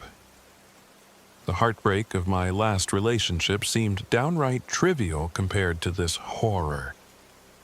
Part of me wanted to break down sobbing, but I forced myself to stay alert. Sarah, or what used to be Sarah, might be right behind me. Travis was missing, or worse, and Max. I realized I might have lost him forever. That thought tore at my soul like 1,000 claws. Eventually, I heard footsteps. I swallowed my terror, pressing myself flat against the rocks, scanning for an escape route. Then, unexpectedly, Travis emerged from behind a tree, stumbling, holding his left side. A gash spanned his ribcage, soaking his shirt in blood. He looked more lucid than before, though in severe pain. "Rachel!" he gasped, collapsing near me. His voice was raw, desperate. She got me. Sarah's not Sarah, something else." I tried to stop her. My mind raced. "Travis, what's happening? Did you see Max? Did she?" He waved me quiet, fear distorting his features. I don't know. It's the screaming woman. She did something to Sarah. Maura. Something about a..." He coughed. I saw blood fleck his lips. "Oh God, it hurts." "We have to get out of here," I said. "We'll find help. There's got to be a ranger station, or a highway somewhere." Travis shook his head, eyes wide with panic. "Time. It's wrong. She can bend it. I was gone for days, but it felt like minutes. Or minutes felt like days. I don't know. I can't think straight." Everything in me wanted to run, but I couldn't leave him there, bleeding to death. So I tore a strip from my shirt and tried pressing it to his wound. He sucked in a breath through clenched teeth. That was when the scream came again. It started high this time, shaking the branches overhead. Birds, if there were any, would have scattered in panic, but the forest was empty of life. Travis and I locked eyes. The wail reverberated. A keening lament that seemed to shred reality itself. My ears rang. Darkness flickered at the edges of my vision. When the scream subsided, an utter hush replaced it, more threatening than any thunderclap. Then I saw her, Maura, or the shape that must be her. A pale woman in ragged skirts, face obscured by a curtain of tangled black hair. Her flesh was grayish, decayed. Where her eyes should have been, I swore there were faint orbs of white light. She floated, or maybe glided among the trees. The stench of rot washed over me in waves. Travis's face went slack, tears filling his eyes. "No," he whispered. "She's here for me." The woman lifted her head slightly, revealing a torn mouth, lips black and parted in a silent scream. The forest groaned as if it recognized her. Then she opened her mouth wider, and the sound came again, piercing, punishing. I clapped my hands over my ears, but it did little to block out the agonizing shriek. Travis screamed too, thrashing on the ground, blood gushing from his nose. As the wail died, Travis's eyes rolled up and he went limp. I stared, paralyzed. The banshee, Mara, moved closer, slow and deliberate. Every step looked like it defied gravity. My mind screamed for me to run, but my body was locked in place. She reached for Travis's corpse, claw-like fingers caressing his cheek. Then she fixed her eyes on me. "No," I whispered, panic crawling up my spine. "Stay away." Her presence was all-encompassing, like a living nightmare. I backpedaled, losing my footing. She lunged forward, letting out a breathless hiss. I tried to scream, but no sound emerged from my throat. My vision narrowed to her face. Hollow cheeks, jaw unhinged, teeth black and jagged. I scrambled backwards on my hands and knees. The stone beneath me cut my palms, but adrenaline pumped enough to dull the pain. I groped around blindly for a weapon, anything. My fingers found a shard of reflective glass, maybe from a broken mirror. It felt too smooth to be a typical rock. Without thinking, I lifted it, brandishing it like a tiny shield. The reflection caught the glimmer of her pale face. Mara froze, a guttural moan pouring from her chest. Her expression twisted, as though the sight of her own visage repelled her. Seizing the chance, I pushed myself to my feet and ran, pressing the shard close to my chest. Branches whipped my arms and face as I tore blindly through the underbrush. All sense of direction was lost. My shoulder throbbed, blood soaking through my torn jacket. The forest refused to obey any logic of distance or orientation. At times, I passed the same dead tree multiple times, though I ran in a straight line. At other times, I glimpsed fleeting shadows that looked like Sarah, or Max, or both, but they vanished whenever I tried to approach. I'd like to say I don't know how I made it out, but in truth I barely remember the moment I burst onto a dirt service road. My mind was half gone from shock and terror. The moment my boots hit the gravel, I collapsed to my knees, hugging myself, waiting for the forest to snatch me back. But it didn't. When I looked around, I saw a battered wooden sign, Lake Winfield Scott Recreation Area, 1.5 miles. Somehow, I had ended up miles from where I started. When I tried to stand, pain flared in my ear canals. I realized blood was crusted around my ears. The screaming had ruptured something inside. I had trouble hearing, just a dull ringing and muffled echoes. Still, I stumbled forward, heart pounding. My watch read 4:28 a.m. again, or maybe still. Yet the sky overhead was a burnt orange, suggesting late afternoon. Time was meaningless now. I walked that service road until, miraculously, I came upon a dusty, run-down parking area. A single truck was parked there, a battered red pickup, the windows grimy. At first, I thought it was abandoned, but as I approached, the driver's door opened. A man climbed out. I remember bursting into tears, sobbing so hard I could barely speak. He rushed over, eyes wide with concern. I tried to explain, something about the ghost, about my friends, about the screams. He didn't understand much through my delirium, but he sat me down, offered me water. At some point, we got my phone out of my pack, but it was still dead. He used his phone to call an ambulance, though the signal was weak. I don't know how long it took for help to arrive. I remember a paramedic shining a light into my eyes, asking me questions, checking my injuries. I recall hearing one of them say it looked like I'd been lost in the woods for months, or at least weeks. My clothes were torn, I was underweight, dehydrated, and battered. But I had only left for my trip 2 or 3 days prior, in late October 2022. When I finally regained enough composure to check a nearby calendar, it read March 2023. The paramedics assumed I'd been missing all winter, living in survival mode, possibly in a fugue state. None of it made sense. I babbled about Travis, Sarah, and Max. They promised to contact the local authorities to see if there were any missing persons matching their descriptions. My dog's microchip might yield something, they said. But, as I soon discovered, no one ever found Travis or Sarah, at least not in the condition I saw them last. And Max, I couldn't bear to ask how or if they found any trace of him. If they did, they kept it from me. The part that still haunts me most is my sketchbook. It was in my pack when the rescuers retrieved me. The final pages were filled with frantic drawings done in deep black pencil. Disturbing images. A rotting woman with no eyes. Trees that bled from the bark. A German shepherd staring blankly with ghost-white eyes.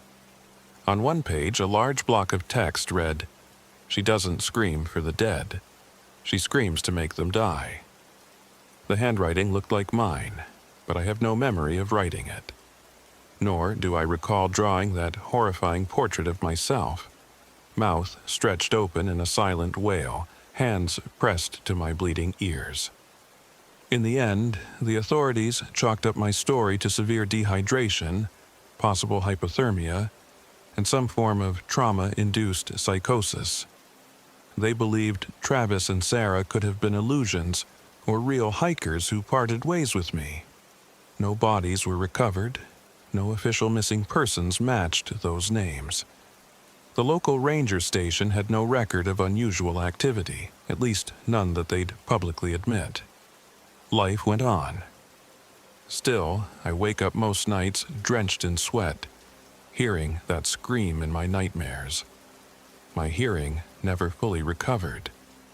Sometimes, when I turn my head a certain way, I hear a faint ringing that reminds me of that dreadful shriek. My left ear crackles with phantom static, especially in the early hours before dawn. And that's the part that tells me this was real, no matter what the experts say. I can't unsee the rotting face of Maura or unhear those screams. I can't explain how I lost 5 months of my life in what felt like mere days. Nor can I reconcile how a phone I'd never owned ended up with a photo of me and Max, an image that still invades my nightmares. Sometimes I even dream that Travis or Sarah are standing at the foot of my bed, the gloom behind them swirling with that ever-present fog, humming a lullaby. I don't know where they are now, if they're even alive in some form. But if what I saw in the forest was any indication, maybe alive isn't the word for it. Maybe they belong to something else now, the same way Max did when I last saw him. And maybe the next time I set foot in those mountains, I'll belong to it too. Since that day, I've refused to camp or hike alone. I tried going back to the trailhead once, months later, searching for any sign of normalcy, hoping to find closure. But the panic attacks began the moment I smelled the pine in the air, and I had to turn back. Sometimes, closure isn't possible, at least not the kind that erases or rationalizes the horror. I'll never forget the final thing on my voice recorder, a file that somehow survived on my phone's SD card, though corrupted. 5 seconds of audio containing a raspy voice that sounds very much like mine, whispering, "Time doesn't move forward here, it only loops. She's coming for me, she's coming for you." Then there's a click and silence. The date stamp on that file reads 2 days after I was first rescued. I have no memory of recording it. Whenever I listen to it, my bones feel like ice. People have asked me, what really happened up there? I can only tell them what I recall. I've studied local lore about the area. Stories of a banshee or specter rumored to appear at Slaughter Gap. Most are half-baked legends or sensational campfire tales. But I lived through something beyond mere legend. And while doctors might say I hallucinated the details, I know the truth. That scream was real, and it wants more than just your fear. It wants to devour who you are and twist it into something else. So here I am, months later, attempting to pick up the pieces of my life, still glancing over my shoulder at every rustle in the trees. I can't sleep without the lights on, and every time I close my eyes I see the unearthly whiteness of Max's gaze, the vacant grin on Sarah's face, Travis's blood turning black on the forest floor, and that ephemeral shape of Mara drifting between the pines. I try to focus on the fact that I escaped, that I'm still breathing. But in the night, I can't help but wonder if escaping was the worst fate of all, if I'm now tied to that banshee forever, marked by her scream, doomed to see her again one day. Because deep down, I hear her call. It's in the wind sometimes, or the rustle of leaves, or a faint cry that pierces my dreams. She's out there, waiting, and every time I hear that shriek in my nightmares, I know. She doesn't scream for the dead, she screams to make us die. And if she can warp the boundary between life and death, time and space, then I suspect she can find me wherever I run. So I wait, uncertain, haunted, never sure if I truly return to the real world, or if I'm still lost in those twisted woods. And if someday I vanish again without explanation, you'll know she finally came back for me.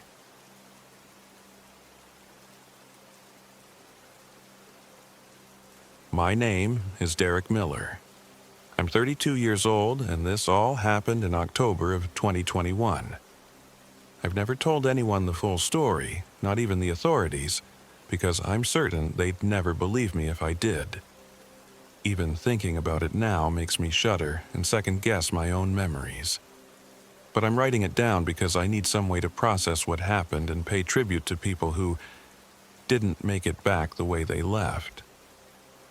I'd been itching to get away from the city for a while. My office job was wearing me down, and I'd recently come out of a rough breakup that had me lying awake until the small hours each night. I'm no military vet or expert survivalist, but I do like the outdoors. Typically, I'd do day hikes or short weekend camps, but this time, I wanted to tackle something bigger. Test myself, I guess, and prove I wasn't so dependent on technology or the comfort of an apartment.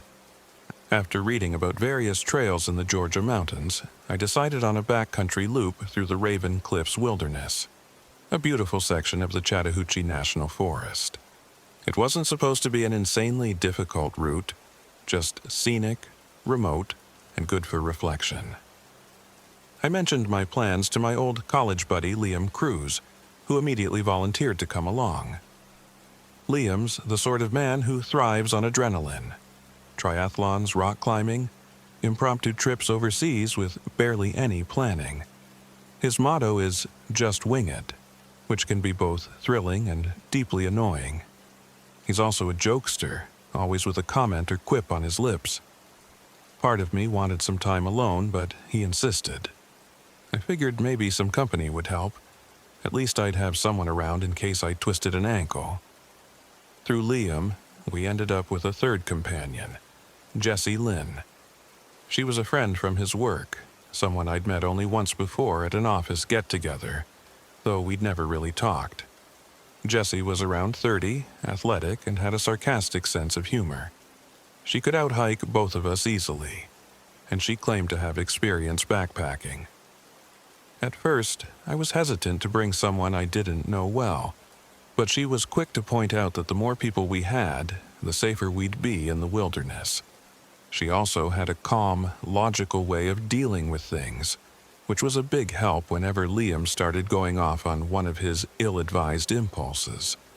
So, we became a little trio, me, Liam, and Jessie. My golden retriever, Max, also came along. He'd been my companion for years, and I trusted his senses in the wilderness more than my own. We planned a 4-day hiking and camping loop that would take us through some of the less traveled parts of the Raven Cliffs wilderness. Liam was especially excited about some place called the Bent Tree, which he'd read about on a conspiracy blog. Supposedly, it was an ancient oak that had grown in such a twisted manner that it bent around a boulder, forming a bizarre knot that local legend attributed to Native American rites, or maybe something older. The conspiracy sites called it a vortex tree, or portal tree, where compasses went haywire. I honestly thought it was all nonsense, but hey, a unique landmark is a unique landmark. Might make for a fun photo op. We set off early on a Thursday morning, caravanning in my SUV to a small dusty trailhead a good 40 minutes away from any major highway. It was a crisp autumn day, perfect for a start. The trees were on fire with orange, red, and gold leaves, and a breeze carried that distinct smell of leaf mold and pine. We parked in an unpaved lot that looked less like a parking area and more like a random clearing. No other cars were there, so we felt like we had the entire wilderness to ourselves. Day 1, strange beginnings. We grabbed our packs, verified we had all our supplies, tents, sleeping bags, food, headlamps, a paper map, GPS app on our phones, etc., and set off. Max wagged his tail constantly, sniffing every trail sign and tree trunk. Though I was anxious about everything, especially about whether I'd set up the route correctly, I felt a calming thrill of finally being out in nature. Jesse marched ahead, checking the map and calling out turns. Liam meandered to the side, snapping photos of interesting mushrooms or tree formations. Every once in a while, he'd crack a joke like, "Watch your step, or that vortex tree's gonna bend you into a pretzel." I'd roll my eyes, but deep down I was glad for the humor. It lightened the mood whenever my own nerves kicked in. The plan was to make about 8 miles of progress, then set up camp near a creek that we could see on the map. The first few hours were easy, though it did strike me as unusual that my phone battery dropped from 90% to around 50% in that time, despite having it on airplane mode. Jesse shrugged when I mentioned it. Liam teased me about being addicted to the phone. I didn't think much of it, though. Phones can act funny searching for signals in remote areas. We reached the creek mid-afternoon. There was a level clearing beside it, perfect for pitching our tents. Max jumped into the shallow water, excited to cool off. We set about making camp, tents, a fire ring, etc. Liam was in charge of gathering firewood while Jesse helped me set up the tents. We all worked seamlessly, like a team. By dusk, we had a modest fire going. After rehydrating some camp meals, we chatted quietly about past hikes and funny stories from the office. A calm sense of well-being floated over our little campsite, the crackle of the fire and gentle rush of the creek lulling us into a near-meditative state. Then the campfire started acting strangely. It wasn't dramatic at first. The flames just flickered in an odd pattern, as though the logs were drenched in something that caused them to spark. Then, for a moment, the flames flared greenish-blue. I noticed it, frowned, and told Liam not to toss anything weird in there. But he swore up and down it was just normal wood, nothing special. Jesse said maybe there was copper or fungus on the bark. We all shrugged it off and kept talking. The moment passed. Still, Max was uneasy that night. He lay next to me, head up and ears perked, giving low whines as he stared into the darkness beyond the glow of our fire. Every time I tried to coax him to relax, he'd sniff the air and let out a short bark. Eventually, he must have tired himself out, because he settled against my legs, still occasionally raising his head to stare into the shadows. After dinner, I extinguished the campfire for the night. My eyes drifted up to the stars. a brilliant tapestry overhead. I remember wishing I could see them like this every night. Eventually, we called it a night. That night's sleep was restless. I heard noises, branches snapping, a hushed wind that seemed to speak. I chalked it up to the usual wilderness sounds and my own inexperience with truly remote camping. But at one point, around 3 a.m., Max started whining in a near panic. I sat up, opened the tent flap, and scanned the dark trees with my flashlight. No shapes, no glowing eyes, no sign of a predator or a person.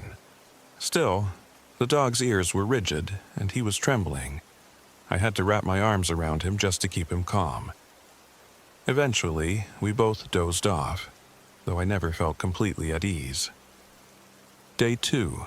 The map that made no sense. Come morning, we woke to a bizarre discovery. Jessie's sleeping bag was lying halfway out of her tent, unzipped from the inside, yet she claimed she woke up still in her tent without ever unzipping it. At first, we joked that maybe she'd sleepwalked. Jessie said no, she'd never done anything like that in her life. It unsettled her. It unsettled me too, but I tried to be rational. Maybe she unzipped it in a half-conscious haze to use the bathroom. She remained adamant she'd remember something like that. Still, we shrugged it off and took time to enjoy a light breakfast. The day's plan was to find the bent tree. According to the blog, it was supposed to be about 3 miles from our campsite. We got moving after packing everything. But within an hour, problems arose. Despite perfect weather, my phone died outright. 1 minute, it was at 30%, then black. It wouldn't turn on no matter what I tried. Jessie's phone was only slightly better off at about 15%, though it kept glitching, as if the GPS had trouble locating us. She'd tap the screen and watch the location icon jitter wildly, sometimes placing us miles from where we actually were. Meanwhile, Liam's phone just read no service, but at least didn't shut off. He shrugged it off like it was normal in the boonies. That was weird, but not catastrophic. We had a paper map. Jessie had mapped out a route, marking the bent tree's approximate location. But the terrain wasn't matching. The ridge lines on the map were too close or too far apart from what we were seeing. The creek fork that was supposed to appear never did. Even the main trail started vanishing under leaves or twisting in unexpected ways. We spent hours backtracking and searching for any signage or official trail marker, but the wooden posts we found were blank, worn away by age or possibly vandalized. Liam joked that this was the vortex effect of the bent tree. He said it with a grin, but none of us were really laughing. By mid-afternoon, we hadn't come across a single other hiker, which was odd. This wasn't the most popular route, but on a Friday in October, I would have expected someone else around. The isolation felt suffocating. Even Max was out of sorts, ears down, occasionally letting out anxious huffs. Then we stumbled on what might have been a side trail that angled away from the main path. It didn't appear on the paper map, but there was a battered sign that read "Bent Tree." The arrow pointed down the path. The sign looked old, so old the letters were nearly illegible. We looked at each other. We all felt uneasy, but it was the only clue we'd seen all day. Finally, Liam muttered, "Let's go check it out. Worst case, it's a dead end." We followed the side trail. It led us deeper into heavier forest, and the gloom under the canopy thickened. The path itself was overgrown, scattered with dead leaves and broken branches. We had to duck under a half-fallen pine trunk to keep going. The temperature seemed to drop too, and the air took on a stale, damp scent, like rotten wood or fungus. As the sun dipped toward the horizon, we gave up on reaching the bent tree that day. We needed to make camp before dark. We found a small clearing, not nearly as comfortable as the night before, but serviceable. We were all on edge, though. Something about that dark forest unsettled us deeply. Liam kept making jokes, but I could tell he was just as rattled. Jesse said we should keep a close watch on our packs and tents that night. We tried to build a fire, but the wood wouldn't catch. I used a lighter, Liam tried matches. Jesse even poured a little bit of stove fuel on it. Nothing seemed to sustain the flame for more than a few seconds. When it finally did catch, the flames flared with a greenish tint and then flickered out again. It was like the wood itself refused to burn. After repeated attempts, we managed a small, sputtering flame, but it never warmed us. We huddled around it anyway, the darkness crowding in beyond. Max paced and whined. That was driving me crazy, so I tried to give him some reassurance, stroking his neck, telling him he was a good boy. He calmed for a moment, but every time a twig snapped in the distance or a gust of wind rustled the leaves, he was back on alert. We eventually gave up on having a cozy fire and just ate cold snacks. Tension weighed heavy in the clearing, and we barely spoke, listening intently for something, though we didn't know what. I realized how truly exhausted I felt. The forest felt alive, like a living thing surrounding us, and I began to feel watched. That night, as we turned in, Liam hung our food in a tree to keep it away from bears. We also set up a rudimentary perimeter of branches and logs around the tents. It was a flimsy measure, but at least we might hear them snap if something approached. That didn't stop me from jolting awake around 2 in the morning. Max was growling in a low, menacing tone. My heart pounded as I aimed my flashlight around the tent. Nothing inside. I unzipped the flap slowly, scanning outside. The faint remnants of our fire smoldered in the ring, but the forest was pitch black. Then something moved at the edge of my light. A shape receding behind a trunk. I couldn't make it out fully. A person? An animal? I froze, my mouth dry, my hand gripping Max's collar. When Liam's voice hissed from inside his tent, "Derek, you see something?" It startled me so badly I nearly yelped. I whispered back, "I don't know." We all listened for a long time, but heard nothing besides the wind. Eventually, we retreated into our tents, though I didn't sleep well at all. The next morning, I found broken branches around camp, and Jessie's small utility shovel was missing. She told me she'd left it outside her tent. We searched around a bit, but it was nowhere to be found. Day 3, stumbling upon the bent tree. We tore down camp and decided to push on, determined to find this bent tree or at least confirm it was real. At some point, we'd have to call it quits and find our way back to the car, if we could. Jessie said we had enough supplies for 2 more nights, maybe 3 if we rationed carefully. But everything felt off. We were all snapping at each other in small ways. I suggested maybe we skip the bent tree and just backtrack, but Liam insisted. He was unnaturally fixated on it, pointing out the old sign we found and how it must be close. He didn't want to leave without seeing it. Part of me wondered if it was pride, or if there was something else going on. Around midday, we crested a small ridge, and there it was. An ancient oak tree that arched over a boulder like a crooked spine, trunk twisted into an almost impossible loop. It truly looked bent. The bark was gnarled, blackish in places, and the thick roots curled up out of the ground as though trying to grab passers-by. A subtle hush fell on us as we stared at it. I couldn't say why, but it left me with goosebumps. Max wouldn't stop whining, and no amount of coaxing could get him near the trunk. He hung back, ears flat. "Here it is," Liam announced, a hollow ring of triumph in his voice. Jessie looked unimpressed, or maybe uneasy. "We get a quick look," she said. "Then let's head back. This place is giving me chills." I agreed wholeheartedly. I snapped a few photos with Liam's phone. Mine and Jessie's were both dead now. Something about the tree's bark looked almost scabbed over, with spiderweb cracks. A pungent, earthy odor surrounded it.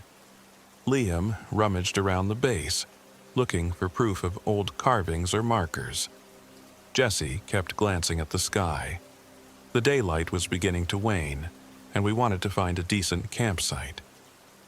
Just then, Liam said, "I'll grab some firewood. That clearing north of here might be a good campsite." He took off, leaving me and Jesse with Max. The dog looked every bit as anxious as we felt. We waited, leaning against a tree trunk, but Liam's absence lengthened. 10 minutes, 20 minutes, half an hour.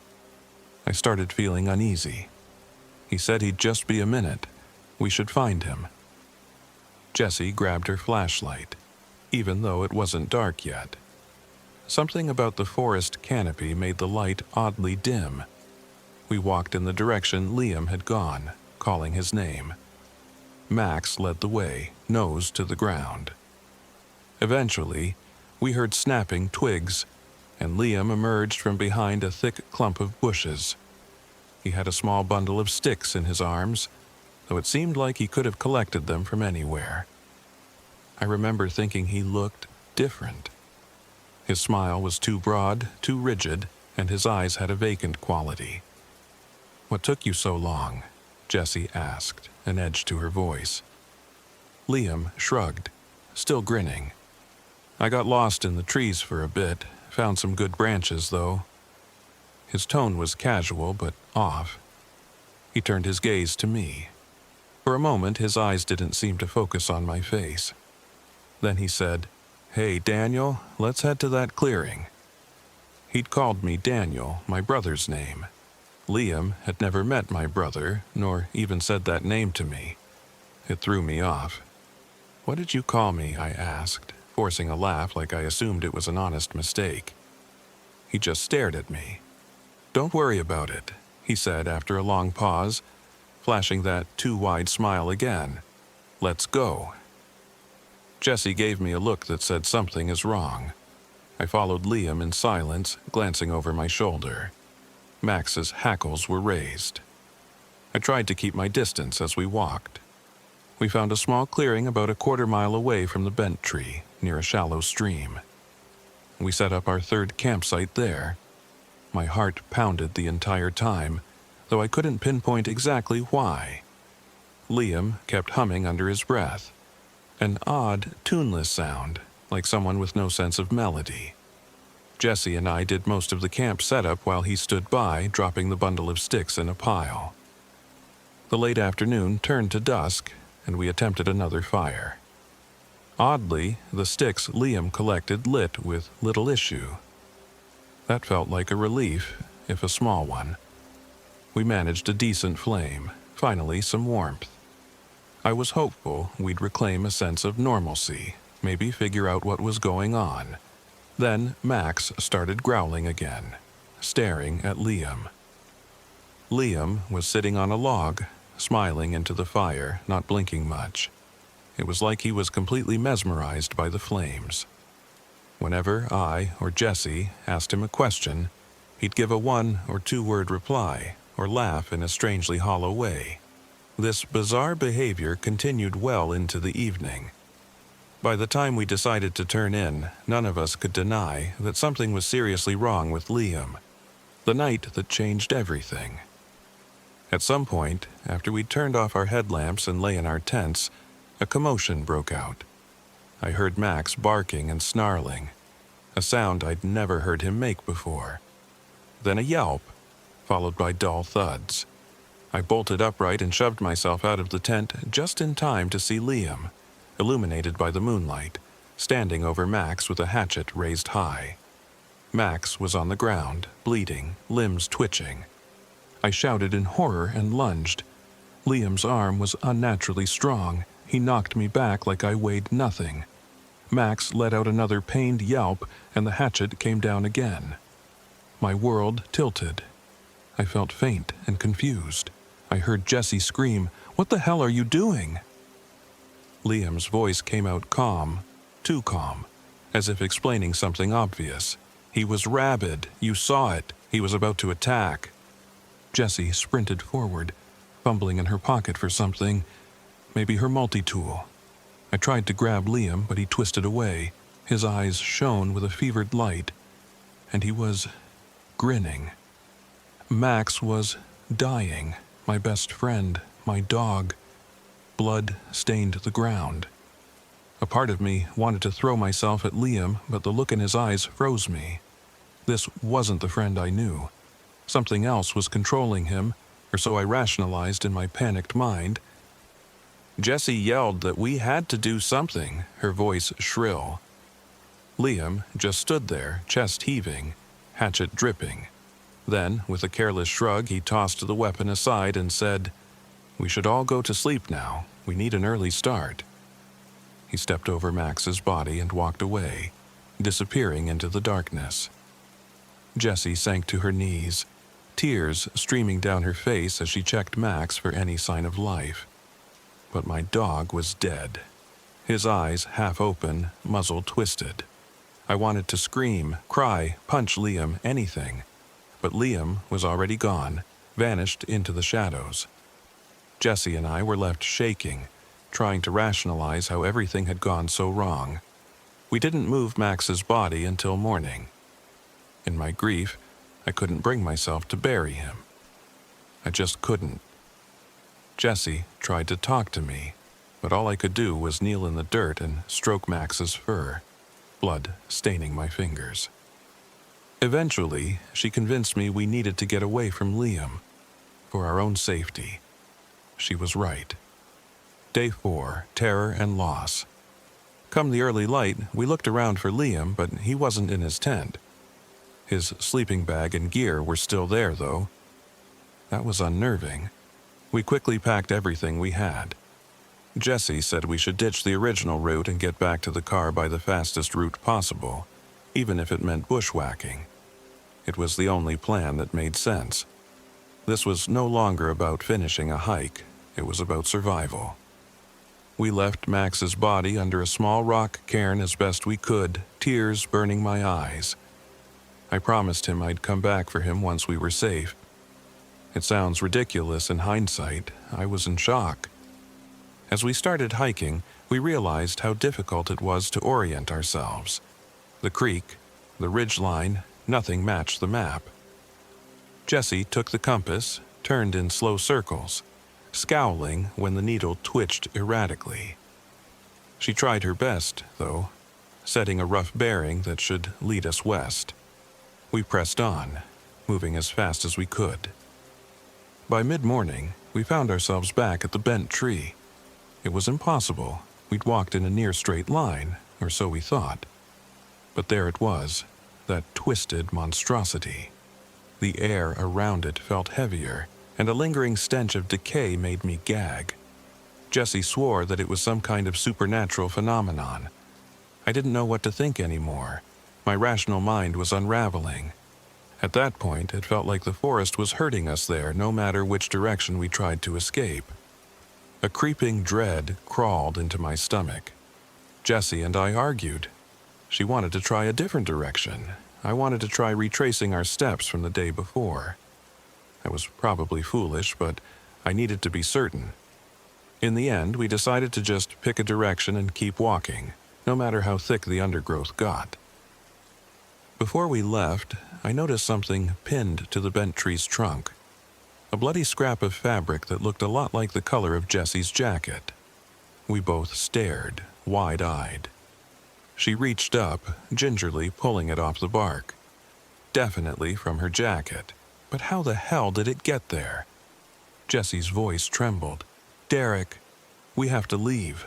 Now." We left in a panicked rush, clawing through thick brush. Our clothes tore and we stumbled over logs. The forest seemed to go on and on, the sunlight occasionally flickering unnaturally.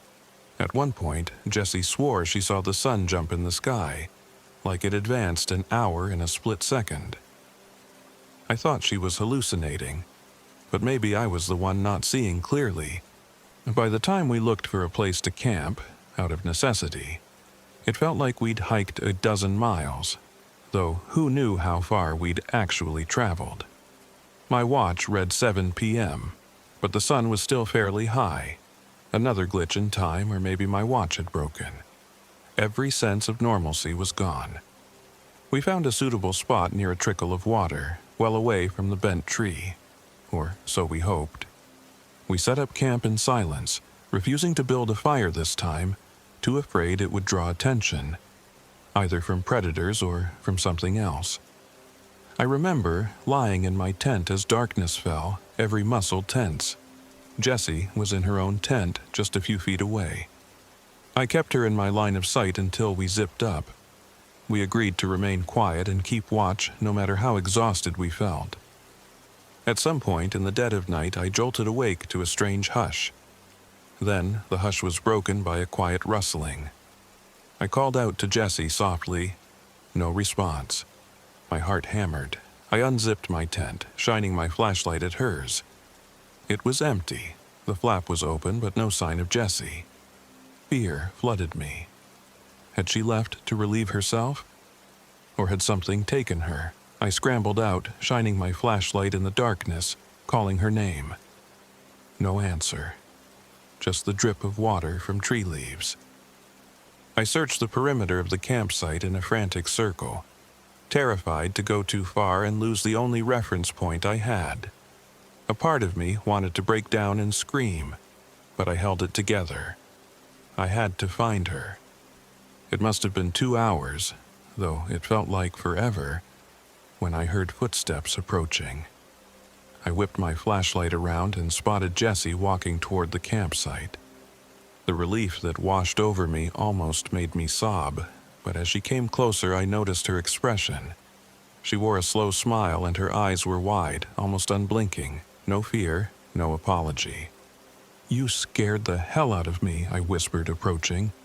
"Where were you?" She stared at me for a moment, smile fixed. "Just gathering wood," she said. My stomach lurched. It was the same phrase Liam used. Her voice, too, seemed off. Flat, lacking any emotion. I reached out to touch her arm. She jerked away. Then she chuckled, a too long, too loud laugh that echoed in the trees. "Jess?" I asked, my voice trembling. "You okay?" She turned away, ignoring me, rummaging through her tent as if looking for something. I kept calling her name, but she wouldn't look at me. Then, as if nothing was wrong, she crawled into her tent and lay down, turning her back to me. I stood there, heart racing, uncertain what to do. I wanted to shake her awake or maybe tie her up until she came to her senses. But I was terrified of what might happen if I provoked her. Eventually, I sat by my own tent, hugging my knees, shining my flashlight around every few minutes.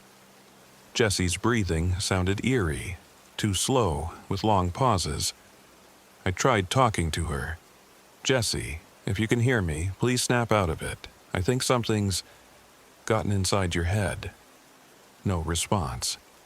It felt like the world was ending right there in that quiet forest. Betrayal, blood, and death. Dawn crept up on me.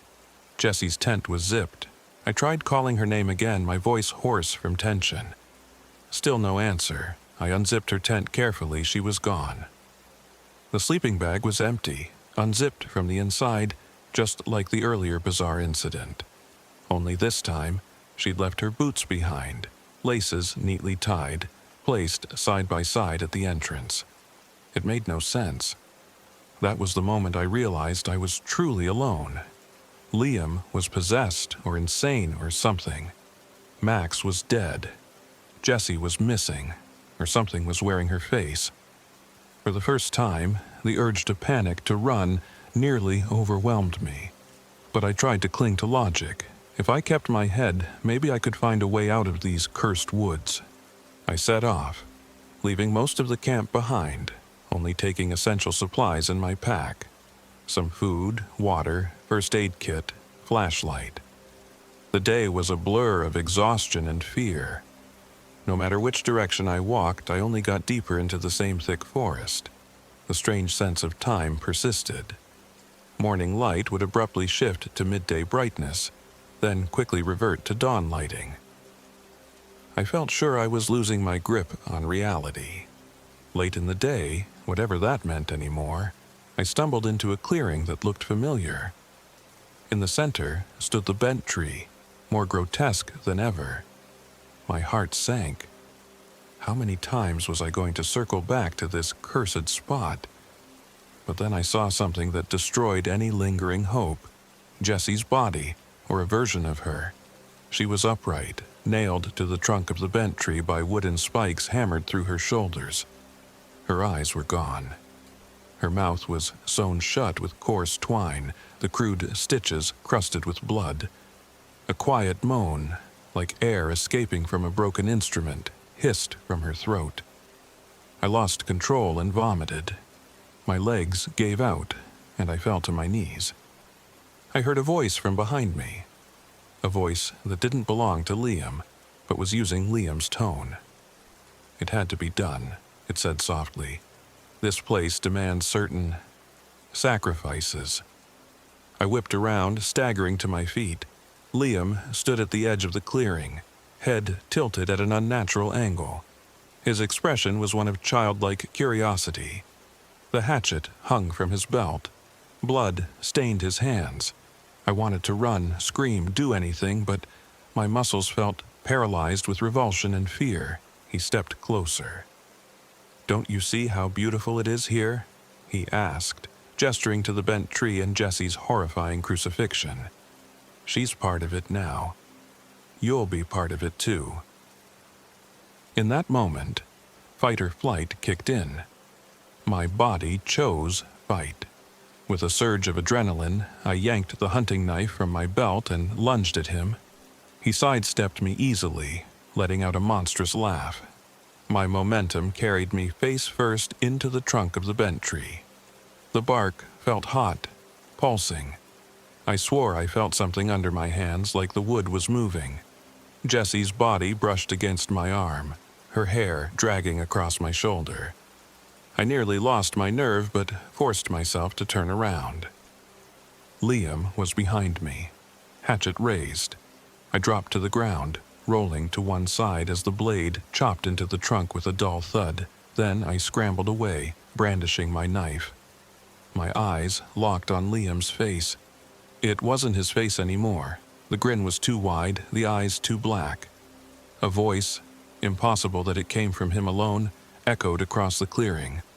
Multiple tones layered into one. "Stop!" I shouted, though I knew it was useless. He or it lunged again, the hatchet grazing my arm. Pain flared. I lashed out with the knife, slashing his shoulder, but he barely flinched. The grin never faded. Desperate, I pushed off the tree and ducked under another swing. One wrong move and that hatchet would be in my skull. He came at me again, unstoppable as a nightmare. I remembered all those times Liam had outperformed me physically. He was faster, stronger, more agile. But something else fueled him now, making him even more relentless. I had only one advantage left, cunning. If I could outsmart him, maybe I'd have a chance. The final trap. My mind raced. The pit trap idea. I'd read about improvised pits in survival guides, how to camouflage them with sticks and leaves. It was a long shot, but the area around the bent tree was full of gullies and holes. If I could lead him into one. I turned and ran into the denser growth at the clearing's edge. He followed, cackling, brandishing the hatchet. My lungs burned as I sprinted, weaving between tree trunks. I found a ravine of sorts, a steep drop hidden by brush.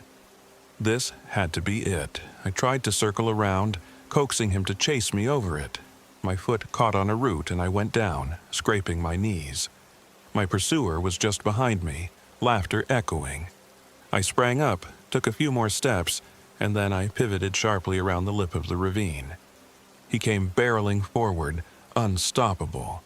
I sidestepped, planting a hand on a low branch to keep myself from falling in. For one infinite second, he hung in midair, the hatchet raised, an expression of twisted glee shifting into surprise. Then he plummeted 10 or 12 feet into the ravine, crashing through branches and rocks. I heard a sickening crunch. The forest went silent except for my own gasping breath.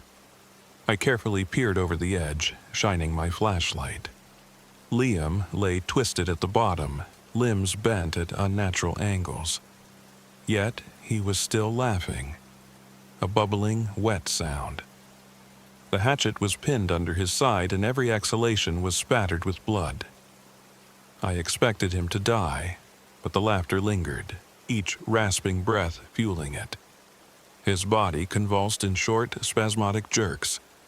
I looked around for something, anything, to finish this. A canister of stove fuel left over from earlier. Yes, in my pack. With trembling hands, I fished it out and climbed down the ravine slowly. My heart hammered. This was insane, but I had to be sure. He kept laughing, spitting blood. As I approached, he glared at me with eyes that had darkened to black voids. Then his mouth opened, and something slithered out, like a thick, black snake.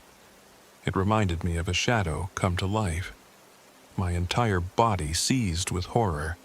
I snapped out of it just enough to open the fuel canister, pouring the contents over him and that writhing shadow. My throat constricted, I could barely breathe. "Stop me!" Liam's voice choked out, momentarily sounding like him again as if he had control for a split second. "Derek, please." I flicked my lighter. It sparked on the first try. With a cry that was part rage, part heartbreak, I tossed the tiny flame at his fuel-soaked form. The whoosh of igniting vapor roared up. White-hot flames engulfed him, and the shadowy thing let out an inhuman shriek that rattled my eardrums. It climbed out of his mouth, but the fire crawled up its tendrils. I backed away, heart pounding, as it twisted in on itself and disintegrated to ash. The laughter died, replaced by a cacophony of unearthly screams that eventually faded. Liam's body burned in that ravine, hunched into the flames. Even though it was horrifying, a perverse sense of relief welled in me. He was free of the entity, he had to be. Then I collapsed to my knees, tears streaming down my face. I'd lost Max, I'd lost Jesse, and now Liam was gone too. Escape and the aftermath.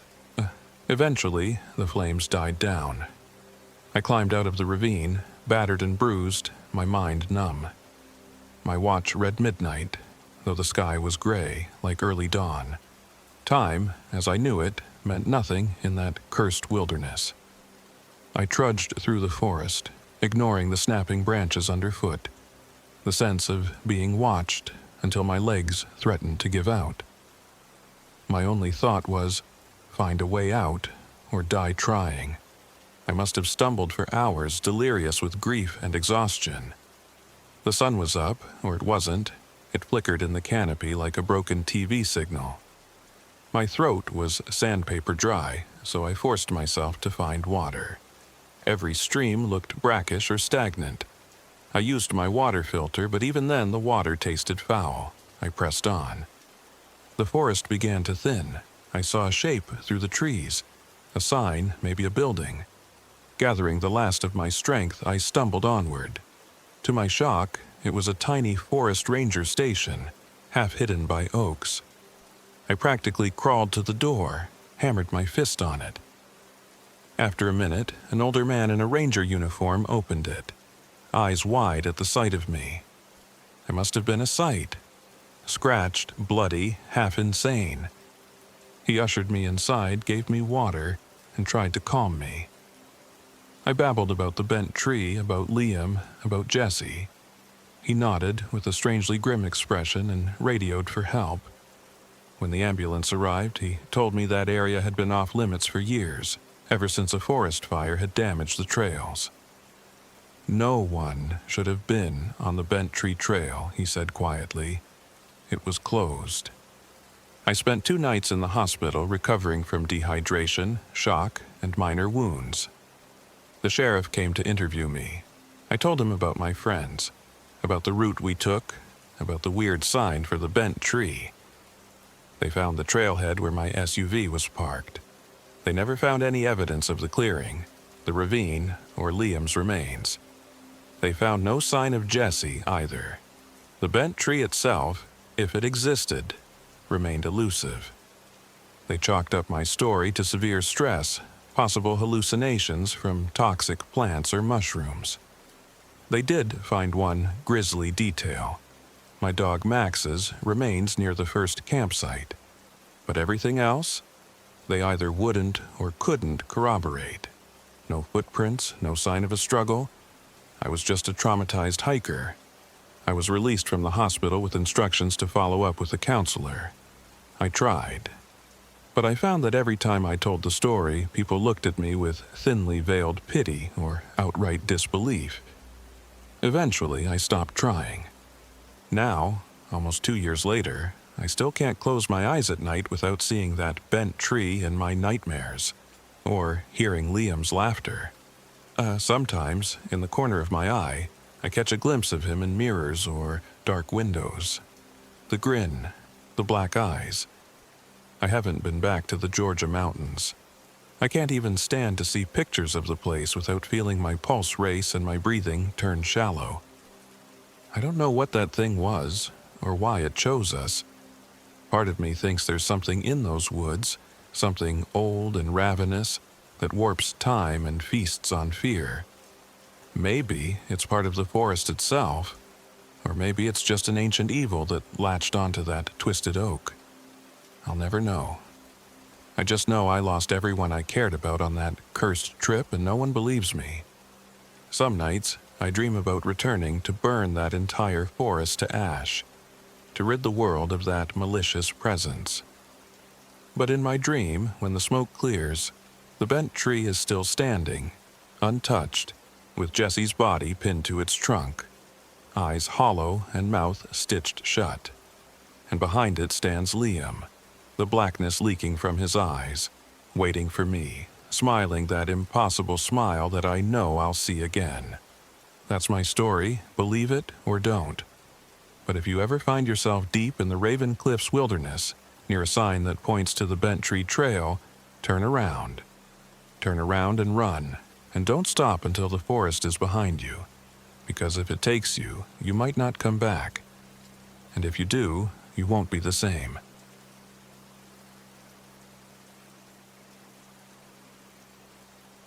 My name is Ethan Cole. I'm 31 years old, and this happened in October 2022. I have no idea if anyone will believe me, but I'm writing it all down because I can't escape it in my head. Maybe by telling it, I can let it go, or at least convince someone else to stay the hell away from Blood Mountain. I wasn't always this fragile or paranoid. Most people who know me would say I'm an easygoing guy, a bit naive, and kind of a dreamer. The biggest flaw I ever admitted to was my tendency to run from my problems by retreating to nature. After my wife, Lena, died a year ago in a car accident, I found myself avoiding everyone. I thought my best refuge was the wilderness. It was my way of hiding from guilt that still clawed at me. Guilt for not being around when she needed me most. Back then, I turned to the woods because it was the only place that felt quiet. I've always been a hobbyist photographer, and out there I could train my lens on wildlife, letting the calm hush of trees replace the noise in my skull. The hush comforted me more than any therapist could. But what I found on Blood Mountain was a hush unlike any I'd experienced. It was the kind that devoured every sound, that left you with only the deafening echo of your own heartbeat. Or worse, it let in the voices you never wanted to hear again. On that particular trip, I wasn't alone. My old friend Caleb Hunt talked me into bringing some company. Caleb and I had grown up together. We'd reconnected after Lena's death, and he offered an open ear and a sense of humor that was both dark and oddly comforting. We planned to hike through Blood Mountain Wilderness, starting from Byron Reese Trail and then branching to Slaughter Gap. He insisted it would be therapeutic for me, a chance to push myself physically and clear my head emotionally. I also had Bo with me, a 5-year-old German Shepherd. I'd gotten Bo as a pup when Lena and I first got married. He was my loyal shadow, protective, smart, always at my side. The minute I opened the back of my truck, Bo would leap inside, tail thumping. He was always eager, but I noticed that even from the start of this trip, something in him wasn't right. He was tense, in a way I couldn't place. I'd watch him sniff the air, his lips curling back, and he'd whine at nothing. I chalked it up to new territory. We arrived at the trailhead mid-afternoon on a Wednesday. The weather was perfect, crisp, sunny, the fall colors just starting to paint the forest gold and red. The plan was a 3-day backpacking loop. We'd camp near Slaughter Creek the first night, push toward the summit of Blood Mountain, and circle back. Caleb was excited, flipping through a physical map he'd insisted on bringing. I found it funny because he normally trusted his phone's GPS more than anything else, but he said phone signal might be dicey in the mountains. Bo jumped from the truck and immediately began sniffing the ground. He froze. The fur on his neck stood up. I gave him a quick pat, trying to calm him. Caleb, seeing this, just shrugged and joked. Guess there's a bear out there with a personal vendetta. He slammed the trunk shut, hefted his pack, and started toward the trailhead. We each carried our own supplies: water, freeze-dried meals, a couple of small camping stoves, sleeping bags, and a shared 2-person tent for me and Bo. Caleb had his own. Caleb carried a small hatchet, while I kept a trusty folding knife in my pocket. Bo's supplies, extra dog food, collapsible water bowl, went on top of my gear. For a while, it felt normal. Caleb and I traded stories about high school, talked about old crushes, old fights, how life had drifted us apart. It felt good to reconnect in the open air, but that was before everything started going terribly wrong. Our first real sign of trouble came around twilight on that first day. We found a small clearing near Slaughter Gap where we set up camp. I was collecting tinder for a fire and Caleb was unrolling the tents. The wind picked up, and I swear I heard a voice in it. At first, I shrugged it off. The breeze can play tricks on the mind, but then I heard Lena's voice like a faint echo. "Ethan, help me." My spine went rigid. I dropped the bundle of tinder I'd gathered and spun around. No one was there, only the wind rustling the canopy above. When I returned to the clearing, Bo was cowering behind my tent. Caleb glanced up, eyebrows raised. "You okay?" I wasn't, but I lied. "Yeah, must be the altitude or something," I said, forcing a laugh. Thought I heard. Never mind. We got a small fire going. At first, the flames were normal, crackling in the cool air. The night was quiet except for the hum of insects and the distant hoot of an owl. We chatted about how we should wake up early, push on to the summit, maybe snap some sunrise photos. Eventually, I started to feel calmer. We ate, fed Bo, and joked around. Caleb asked if I was seeing anyone new. I shrugged and said no. He dropped the subject wisely. Then the fire turned greenish. I don't mean it just smoked or flickered weirdly. The flames literally shifted from orange to a pale, sickly green. I remember we both stared, not quite believing it. Caleb used his hatchet to poke at the embers. Maybe there was some chemical or mineral in the wood. But as soon as he touched it, the flame guttered and went out, leaving us in total darkness. It was so abrupt it felt like someone had flipped a switch. Bo started barking like crazy, lunging toward the trees. I used my flashlight to scan the edge of our makeshift campsite, expecting to see a raccoon or some curious animal. I saw nothing but a wall of dark forest. When I shone the beam back, Caleb's face looked uneasy for the first time. Then he exhaled in relief and tried to laugh it off. We probably grabbed some weird fungus-covered branch. Nature's glow stick trick. But he was forcing that smile. With our wood supply burned out or mysteriously extinguished, we decided to hit the tents. The forest seemed colder than before. like the temperature had dropped 10 degrees in a matter of seconds. Bo whined, circling me, and it took a good 10 minutes of scratching behind his ears to calm him. Even then, he refused to lie down. I finally unzipped my sleeping bag, inviting him inside. He was tense, all muscles locked, listening to something outside I couldn't hear. I don't remember falling asleep. I only remember dreaming. Vivid nightmares of Lena's accident. In my dream, I was somehow there at the crash site, lying on the asphalt, seeing her pinned behind the wheel. She was calling my name over and over, the pitch rising until it was an animalistic shriek. Then I woke, drenched in sweat. It was still dark out, but my watch read 5:14 a.m. Bo was standing at the tent's unzipped flap, growling. Soft morning light touched the edges of the sky. We should have been asleep for at least another hour. That's when I realized something. Our tent door was wide open, unzipped from the inside. My backpack was gone. Caleb's tent was not there. Confusion gripped me.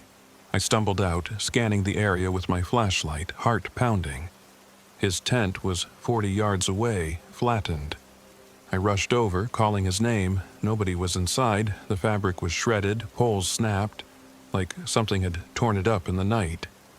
My chest tightened in panic. I swiveled the beam across the ground until it caught something. Footprints.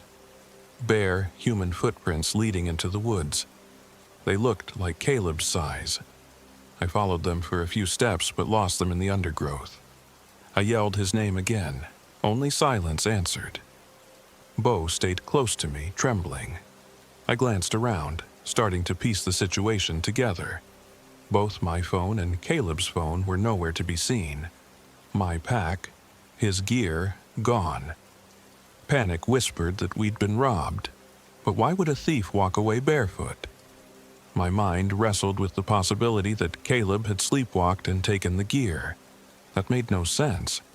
Yet I found myself racing after the footprints until they vanished. Finally, I returned to the destroyed tents. With enough early morning light, I noticed a few random items scattered in the leaves. Caleb's compass, a water bottle, a single sock. Bo sniffed them, whimpered, and let out a short bark.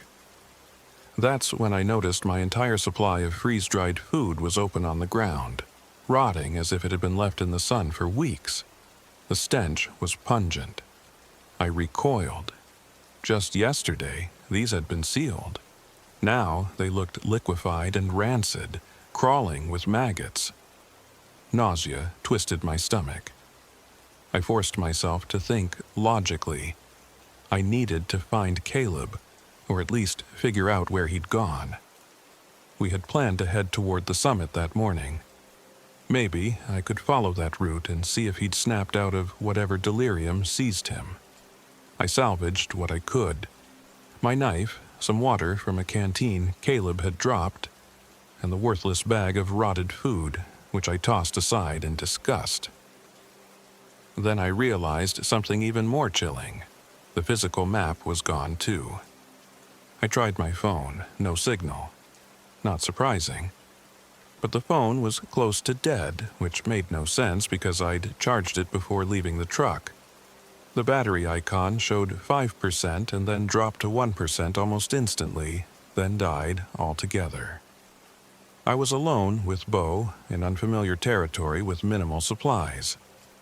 I knew the general direction of the main trail, and from there, a day's hike back to the parking area. But in my gut, I couldn't just leave Caleb behind.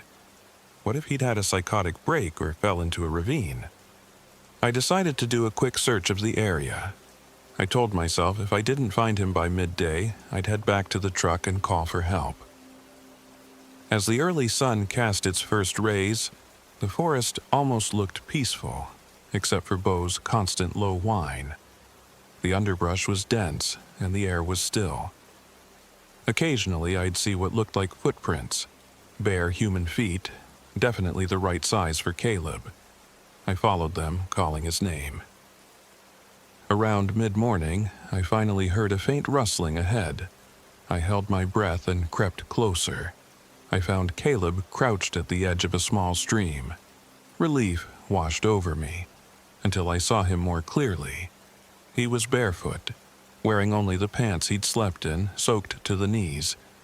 He was rinsing something in the water, his back to me.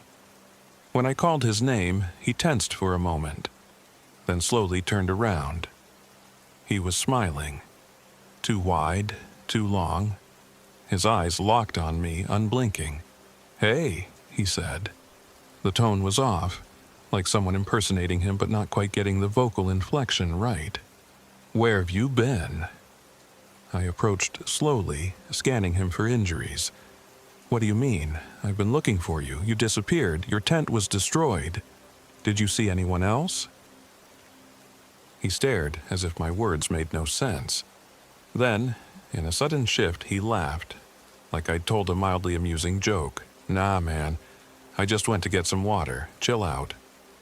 My heart thumped. There was a red smear on his left hand, and the stream water around him was murky with something pinkish, diluted. "Caleb, what happened to your feet?" I expected to see cuts or scrapes, but they were pristine. No sign of injuries. Instead of answering, he said, "You remember that time we tried to skip class in 10th grade? He turned away, gazing into the water. "Teacher found us, but Lena hid our stuff." A chill wrapped around me. Caleb knew Lena, sure, but the way he spoke about her was strange. Like she was still around, skipping classes with us, even though that had never happened. They'd met a few times, but never in high school. They hadn't been close. My mouth felt dry. "Caleb, we need to get back. Something happened last night. Someone destroyed our tents or took our gear. I think we should call the police." He shrugged as if unconcerned. "Sure," he said. "But let's get some food first. I'm starving." I glanced at my watch. It read 9 a.m. The sun overhead looked closer to midday. Something about that discrepancy made me uneasy. It was as if time were off by a couple hours. Still, I let it go, focusing on the immediate crisis. I told him, "We'll head back now. Let's gather what we can." He just gave that strange smile again. "All right." We walked side by side for a bit. Bo, who usually liked Caleb, growled every time he got near. Twice, Caleb tried to pat Bo, but Bo bared his teeth. That uneasy feeling in my gut turned into full-blown suspicion. Caleb didn't seem to remember that our packs were missing. I kept pressing him. "Where did you put the gear?" He'd just shrug, grin, or say, "Don't worry about it." At one point, he reached out to place a hand on my shoulder. His grip was cold and firm, almost like steel. "You look tense, buddy," he said softly. "Relax, we're on a great trip." I pulled away, murmuring something about being fine. My insides felt like a coil of wire twisting tighter and tighter. The forest around us grew darker, though it was midday. I'd glance up at the sky and see thick clouds rolling in from nowhere. The temperature dropped abruptly. Bo was trembling. I began to think about the nearest marked trail. If we could find that, we'd eventually hit an official campsite or main road. We walked, though walked was a loose term. We tramped in circles. The trails on my phone's offline map made little sense. The phone itself, useless with zero battery, was basically a paperweight in my pocket. I tried using the sun to guide us, but it seemed to keep shifting behind the clouds. And every time I tried to head downhill, where I assumed the main trail might be, Caleb would point in another direction, claiming he saw a marker or a side path. I grew more suspicious each time. Eventually, I insisted we pick a single direction and stick to it. Caleb nodded, still wearing that lifeless grin. "Whatever you say, Ethan," he replied. "You're in charge." We marched for an hour or so in near silence. I tried to remain hopeful that we'd stumble upon a real trail or the sound of passing hikers. Then we found the opening in the trees that revealed a small clearing. My heart nearly stopped. In the middle of that clearing stood an ancient stone altar, waist-high, with strange carvings. Dried blood stained its surface. Surrounding it were old photographs pinned to wooden stakes hammered into the ground. They looked weathered, some black and white, some Polaroids, some digital prints. Dozens of faces, men, women, even children. I scanned them with growing horror. The last row of stakes held more recent photos. My chest tightened when I recognized a face. Lena's. A photograph I'd taken of her about 2 years ago, standing in front of our Christmas tree. But how was it here? Pinned to this monstrous stone arrangement, smeared with what looked like old blood. I stumbled forward, tears in my eyes, unable to reconcile it. Lena died. I'd buried her with all her photos. Nobody should have that picture except me. Caleb stepped up beside me too close. "Oh, you found her," he whispered. His voice was a little too eager, like a child discovering a hidden toy. "What the hell is going on?" I asked, turning to him. The fear and anger roared through me. He shrugged, eyes glinting. "She's been waiting for you. She forgives you, you know." That final sentence squeezed the air out of my lungs. I backed away, noticing that Bo was nowhere in sight. "Where's Bo?" Without breaking eye contact, Caleb said, "He's around." Then he grinned, an animal-like twist of lips. I lost it then. Screaming Bo's name, panic soared through my veins, a cold flood. The forest gave no answer. Caleb reached out again, fingers splayed as if inviting me closer. I saw red staining his palms, but not fresh red. It was dark, almost black. My gut churned. "What did you do?" I demanded, my voice rasping. His reply was a low chuckle. Then he lunged. I barely managed to dodge, stumbling over a protruding root. My foot twisted painfully, but I scrambled upright, pulling my folding knife from my pocket. Caleb lunged again, moving too fast. I slashed wildly. The blade grazed his forearm, but instead of blood, something thick and black oozed out. His face contorted with pain, or maybe fury, but he made no sound. Then his face snapped back into a smile like a marionette jerked upright. I wanted to run, but every direction was thick with trees. The altar behind me felt like a trap. My heart hammered, throbbing in my skull. Suddenly, a bark echoed from the woods. Bo.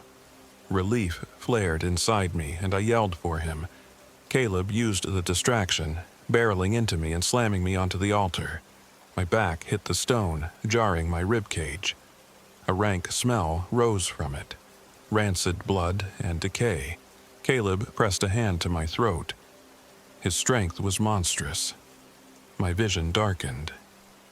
"Ethan," he said softly, face only inches from mine. "She's here. She wants you." He looked into my eyes, but I felt it was something else staring through him. Something ancient, hungry. I could smell the foul breath leaking from his parted lips, see the black stain on his teeth. Dimly, I felt my lungs burning, starved for air. I managed to keep hold of the knife. Summoning the last of my strength, I slammed the blade up into his neck. He jerked backward, giving me just enough space to roll off the altar and gasp in a breath. My chest and shoulders screamed in pain. There was no fresh blood spurting from the wound, just more of that black ooze. It trickled in slimy rivulets down his chest. He stumbled, gurgling, and for a second I thought he might die. Instead, he let out a wet cough and straightened. The gash in his neck made horrible squelching sounds as if something beneath the skin was writhing. He spat a gob of black fluid, his eyes locked on me, then charged again. In raw desperation, I looked around for anything. A rock, a branch, some advantage. My gaze landed on a jagged piece of broken thermos near the altar's base. Maybe it was one of ours. Maybe not, but I grabbed it and swung. The metal edge tore into his face. His jaw came unhinged with a sickening crack, and half of his cheek peeled away, revealing black, pulsing tissue. He reeled, clutching at his mangled face, and let out a high-pitched keen that didn't sound remotely human. Free from his grip, I dropped to my knees, sucking in air. A crippling wave of nausea washed over me as I realized the black fluid on my hands reeked like rotting meat. Caleb's body hunched forward, trembling. His ribs cracked under his shirt, distending. The tear in his face spread wider, exposing a twisted bone structure that shimmered with that oily, black sheen. I fought the urge to vomit as the shape beneath the tattered skin twitched and expanded. Something was inside him, a creature puppeteering his flesh. Suddenly, Bo burst into the clearing. He was limping, a gash across his shoulder, but he was alive. He locked eyes on the thing wearing Caleb's skin and barked, hackles raised. I mustered my courage and shouted, "Go! Run!" But Bo wouldn't leave me. He charged at Caleb, snarling. In that moment, I grabbed the broken thermos piece again, lunged in from behind, and drove it deep into what was left of Caleb's spine. The creature shrieked, flailing. Dark fluid splattered the altar. Something in the air shifted. The wind picked up, swirling dead leaves around us, carrying an unearthly moan through the trees. I felt a wave of pressure in my skull. Caleb, or the thing, staggered, shrieking in high-pitched bursts. Its head twisted toward me. I thought I heard Lena's voice again, faint in the wind, "Don't leave me again." "I'm sorry," I whispered hoarsely, tears burning down my cheeks. "I'm so sorry, Lena." The creature's movements became jittery, uncoordinated. Flames licked the edges of the altar suddenly, as if sparked from nowhere. With no alternative, I reached into my pocket for the small bottle of lighter fluid I'd saved for the campfire. I flicked my lighter and sprayed the fluid onto the creature's back. Fire whooshed to life, dancing up its shirt and across the black ooze. It shrieked in agony, thrashing wildly as the blaze consumed it. I stumbled back, pulling Bo with me, tears streaming from the smoke and heartbreak. For a moment, I thought it was over. The creature collapsed, still burning. The forest around us glowed with the infernal light. Then I heard a voice in the crackling flames. Soft, accusing. "Ethan, why?" It sounded like Lena. I squeezed my eyes shut, choking on sobs. Bo whimpered, pressing against my leg. When I opened my eyes, the creature was a smoking heap of charred flesh. I half expected it to lunge one last time, but it didn't move. The only sound was the roar of the fire consuming the altar. My friend Caleb, or whatever was left of him, was gone. My mind was a jumbled mess of grief and terror. I forced myself to move, to find a path away from that clearing. Bo followed, limping and whining. I bandaged his shoulder with strips of my shirt, tears dripping onto his fur. I knew we had to escape before the fire spread or something else came after us. The forest looked darker than ever, lit only by the flames behind us, but I realized we were in serious danger if the woods caught fire. We stumbled through the trees for a long time. How long, I can't say. Time was warped. I'd glance at my watch, and it would read some random hour that didn't match the sky. The sun would appear through the canopy, then moments later, it was dusk again. My vision blurred, my footing unsteady. More than once, I thought I heard Lena calling to me or Caleb screaming. If Bo hadn't been there to ground me, I might have lost my mind completely. At some point, we reached an old ranger station, half collapsed. The windows were boarded, but the door was ajar. Inside, it smelled of damp rot. I found some dusty first aid supplies in a rusted locker, bandages, alcohol wipes. I cleaned Beau's wound as best I could. He whimpered, but let me do it. Bless his loyal heart. My ribs hurt like they were cracked, and I was covered in bruises, but I had no choice but to keep moving. I rummaged around and found a dusty wool blanket that I draped around myself. A single, rusted hunting knife lay on a shelf. I traded my folding knife for it, needing something sturdier if I was attacked again. Part of me wondered if we'd be safer spending the night there, but I couldn't shake the feeling that the walls were closing in on me. Also, a part of the roof looked ready to collapse. I heard distant dripping, as if water or something else was leaking from the ceiling. Suddenly, my eyes locked onto a nearby wall, where old missing person posters were pinned behind cracked glass. I approached, a chill racing up my spine. Among the many, two faces jumped out at me. A man and a woman who looked like they could be from the 1970s. Their disappearance was never resolved. The note read, "Vanished near Blood Mountain Altar. No remains found." The date was smudged, but it was decades ago. The photograph was pinned next to a weathered caution sign. "Report any suspicious activity on trails. Stay safe." My thoughts raced. This altar had existed for a long time, maybe luring unsuspecting hikers. Maybe it had something to do with the people pinned on those stakes, with the monstrous presence that took my friend. I felt sick to my stomach at the realization that, whatever it was, it had been here longer than I could fathom, and I had no idea if I'd truly destroyed it. For a moment, I allowed myself to sit on the warped floorboards, shoulders shaking in silent grief. Caleb had been my friend for years, and I'd just burned him alive. But I couldn't lie to myself. Whatever I burned wasn't Caleb anymore. Maybe it never was. Beau rested his head on my thigh, offering silent comfort. After a few minutes, I forced myself to stand. We had to get out before nightfall, or whatever version of nightfall existed in this twisted forest. I had to keep it together, for Beau's sake at least. We left the ranger station and headed downhill. I tried to rely on the slope of the terrain, remembering that the parking area was at a lower elevation. The day was locked in a state of perpetual twilight. Clouds overhead glowed faintly orange, then purple, then vanished. My watch read 2 p.m., then 8 p.m., then back to 4:12 p.m. in a random loop. My sense of direction was shot. Exhaustion weighed down on my limbs. Every so often, we'd pause to rest. Once, I thought I saw a figure in the distance. A park ranger, maybe. I called out. The figure turned with a slow, deliberate motion. Even from far away, I noticed they were wearing a strangely broad grin. The hair on the back of my neck rose, and I knew it wasn't safe. We ducked into the trees, moving deeper into the undergrowth until we were alone again.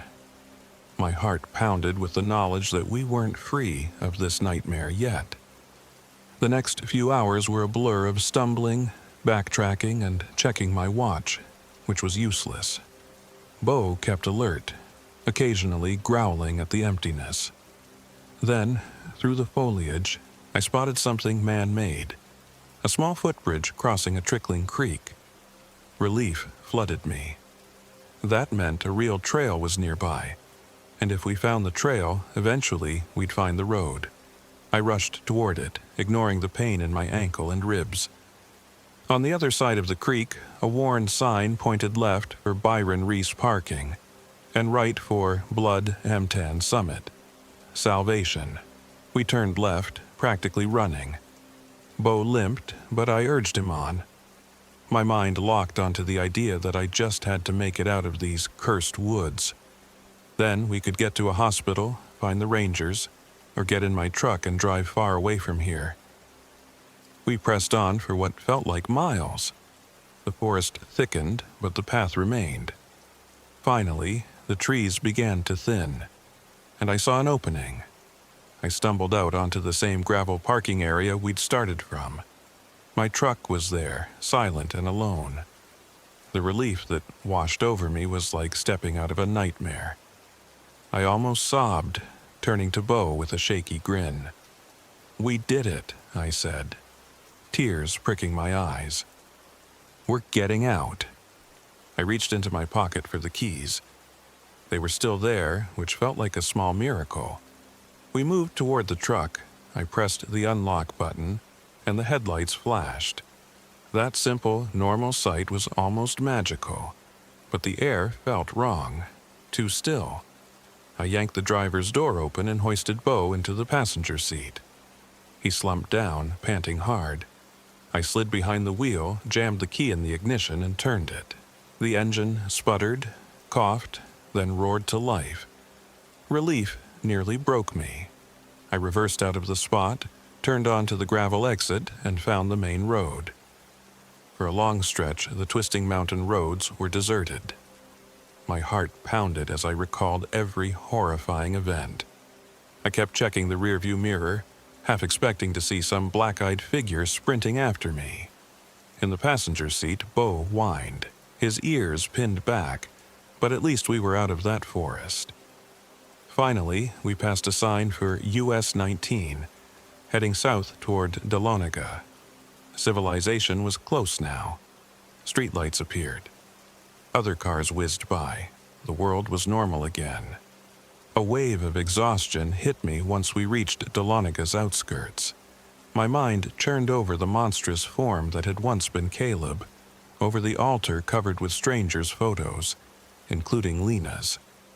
I wanted to get to a police station, to tell them everything.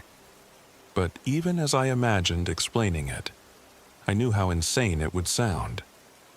Part of me wanted to just keep driving until I hit the next state or the ocean. Eventually, I pulled into a gas station lit by a fluorescent glare. I parked near the pump and just sat there, engine idling. I glanced at Bo, tears brimming in my eyes again. His wound needed professional care, and I wasn't much better off. But I was alive. We both were. In that moment, I felt a surge of gratitude toward my dog, who'd stuck with me when all logic suggested we should have been dead. I reached over to ruffle his ears. He licked my hand softly. I left the truck running and walked inside the gas station, ignoring the odd looks from the clerk. I must have looked a mess, bruised, filthy, with torn clothing caked in dried black gore. But I forced a smile, took a bottle of water off the shelf, and paid for it. When I asked if they had a first aid kit, the clerk's expression shifted to concern. She said, "In the back, near the bathrooms." I thanked her, found some bandages, and did what I could to clean myself up, ignoring the horrified stares of a man who walked in. In my head, I was rehearsing what I'd say to the police. There's something up on Blood Mountain. My friend is dead, or possessed, or both. Please send help. None of it sounded remotely sane. But I knew I had to try. Even if they didn't believe me, maybe a search party would be formed. Maybe they'd find whatever remained of the altar and put up warnings. Maybe that unspeakable presence would be destroyed for good.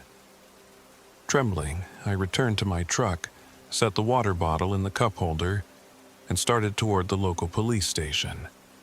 The night sky overhead looked normal now. No swirling clouds, no strange lights. Just a cool Georgia night. Bo curled up, laid his chin on the seat. He seemed calmer at last. I rolled down the window, letting the breeze in to keep me awake. I'd only driven a few blocks when an unmarked sedan behind me flashed its headlights. Maybe it was a local cop. My heart hammered at the idea of explaining things. So be it. Let them pull me over. I'd talk to them first. I turned onto a side street and parked. The sedan pulled up behind me. I waited, pulse drumming in my ears. But no one got out right away. In the mirror, I saw just the silhouette of a driver. Finally, the door opened. A man in a ranger uniform stepped out. But something about his posture was off, too rigid. As he approached my window, I got a good look at his face under the street lamp, and it was smiling. too wide. My lungs seized. His eyes flicked to me, then to Bo, then back to me. "You made it, Ethan," he said. The voice was eerily familiar. I swore I heard a hint of Caleb's inflection. My hands tightened on the wheel. In the seat next to me, Bo let out a guttural growl, hackles rising again. I couldn't speak, couldn't breathe. He tapped the glass gently, smile unwavering. "Welcome back." I was frozen between terror and exhaustion. Then, in a surge of panic, I shoved the truck in gear and slammed the accelerator. The ranger's eyes widened as I peeled away. In the rearview mirror, I saw him just standing there, still smiling. No pursuit, no reaction, just that grin. I drove until I found a busy intersection with streetlights and turned into a diner parking lot, nearly shaking out of my skin. Bo was trembling too. I cut the engine, tears on my cheeks again, because I knew I hadn't escaped. Not really. Whatever darkness was on that mountain had followed me. Maybe it always would. I spent the night in my truck behind the diner, dozing in fits, my mind replaying every horror. At first light, I found the courage to look around. Normal traffic passed by, people hurrying about their ordinary lives. No sign of the ranger, no sign of anything unnatural. But a gnawing dread told me it was still out there, watching, waiting for me to slip. In the weeks that followed, I tried to file a missing persons report for Caleb Hunt.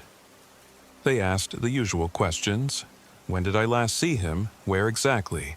I gave them the best coordinates I could recall, leaving out the part about the monstrous possession.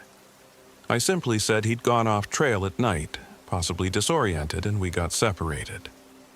The local authorities promised to do a search, but to my knowledge, they never found him, because there was nothing left to find. When they asked about the injuries and gear theft, I told them we were victims of an unknown assailant. Again, not the whole truth. They took a statement, gave me sympathetic looks, and eventually let me go. No arrests were made, no real leads discovered. The official record states that Caleb is still missing. There's nothing I can do to fix that. I took Bo to a vet, had his wound treated and stitched. Physically, he's mostly recovered, though sometimes I notice him staring at shadows with his ears flattened, as if he still senses something. I've moved out of state since then, trying to outrun this nightmare. Yet, I wake up many nights, hearing Lena's voice in my dreams, or I see a figure standing at the foot of my bed, smiling with that too long grin. I blink, and it's gone. I've tried rationalizing what happened. Maybe we were drugged or hallucinating. But that altar was real. Those photographs, including Lena's, were real. The injuries to Bo and me, real. Whatever took over Caleb, or replaced him, was unspeakably real, and it might still be out there. I wish I could say this story has a neat, tidy ending. It doesn't. If anything, it ended with me barely escaping with my life and my dog, and the knowledge that something far worse than a mere monster lives in those mountains. Something that manipulates time, warps reality, and feeds on human guilt and grief. It used my wife's voice to lure me. It used my best friend's body to try to kill me. And though I burned that thing on the altar, I'm not sure I destroyed it. Sometimes I can't help but imagine that figure in the ranger uniform, smiling at me from the side of the road, waiting. Every so often, I'll dream I'm back in that clearing, hearing Lena call my name. In the dream, she's behind me. I turn around and it's Caleb's face, melted and black with ooze. He's laughing. And then I wake up, drenched in sweat, Bo pawing at my shoulder as if to say, "It's okay, we're safe." But are we? I told you at the start, I don't expect you to believe me. Yet if anything in these words resonates, if you ever find yourself around the Blood Mountain wilderness, remember this. If you hear a voice you know is impossible, don't follow it. If you find a circle of old photographs on wooden stakes, run the other way. Because there's something in those woods that can trick you, take you, and twist you into something else. Something that will smile at your closest friend and tear them apart from the inside. I still have nightmares about the day I stabbed Caleb, the day I set him on fire. But deep down, I know what I killed wasn't really my friend. My friend had probably died long before that, swallowed by the forest's ancient hunger. I can only hope his suffering ended quickly.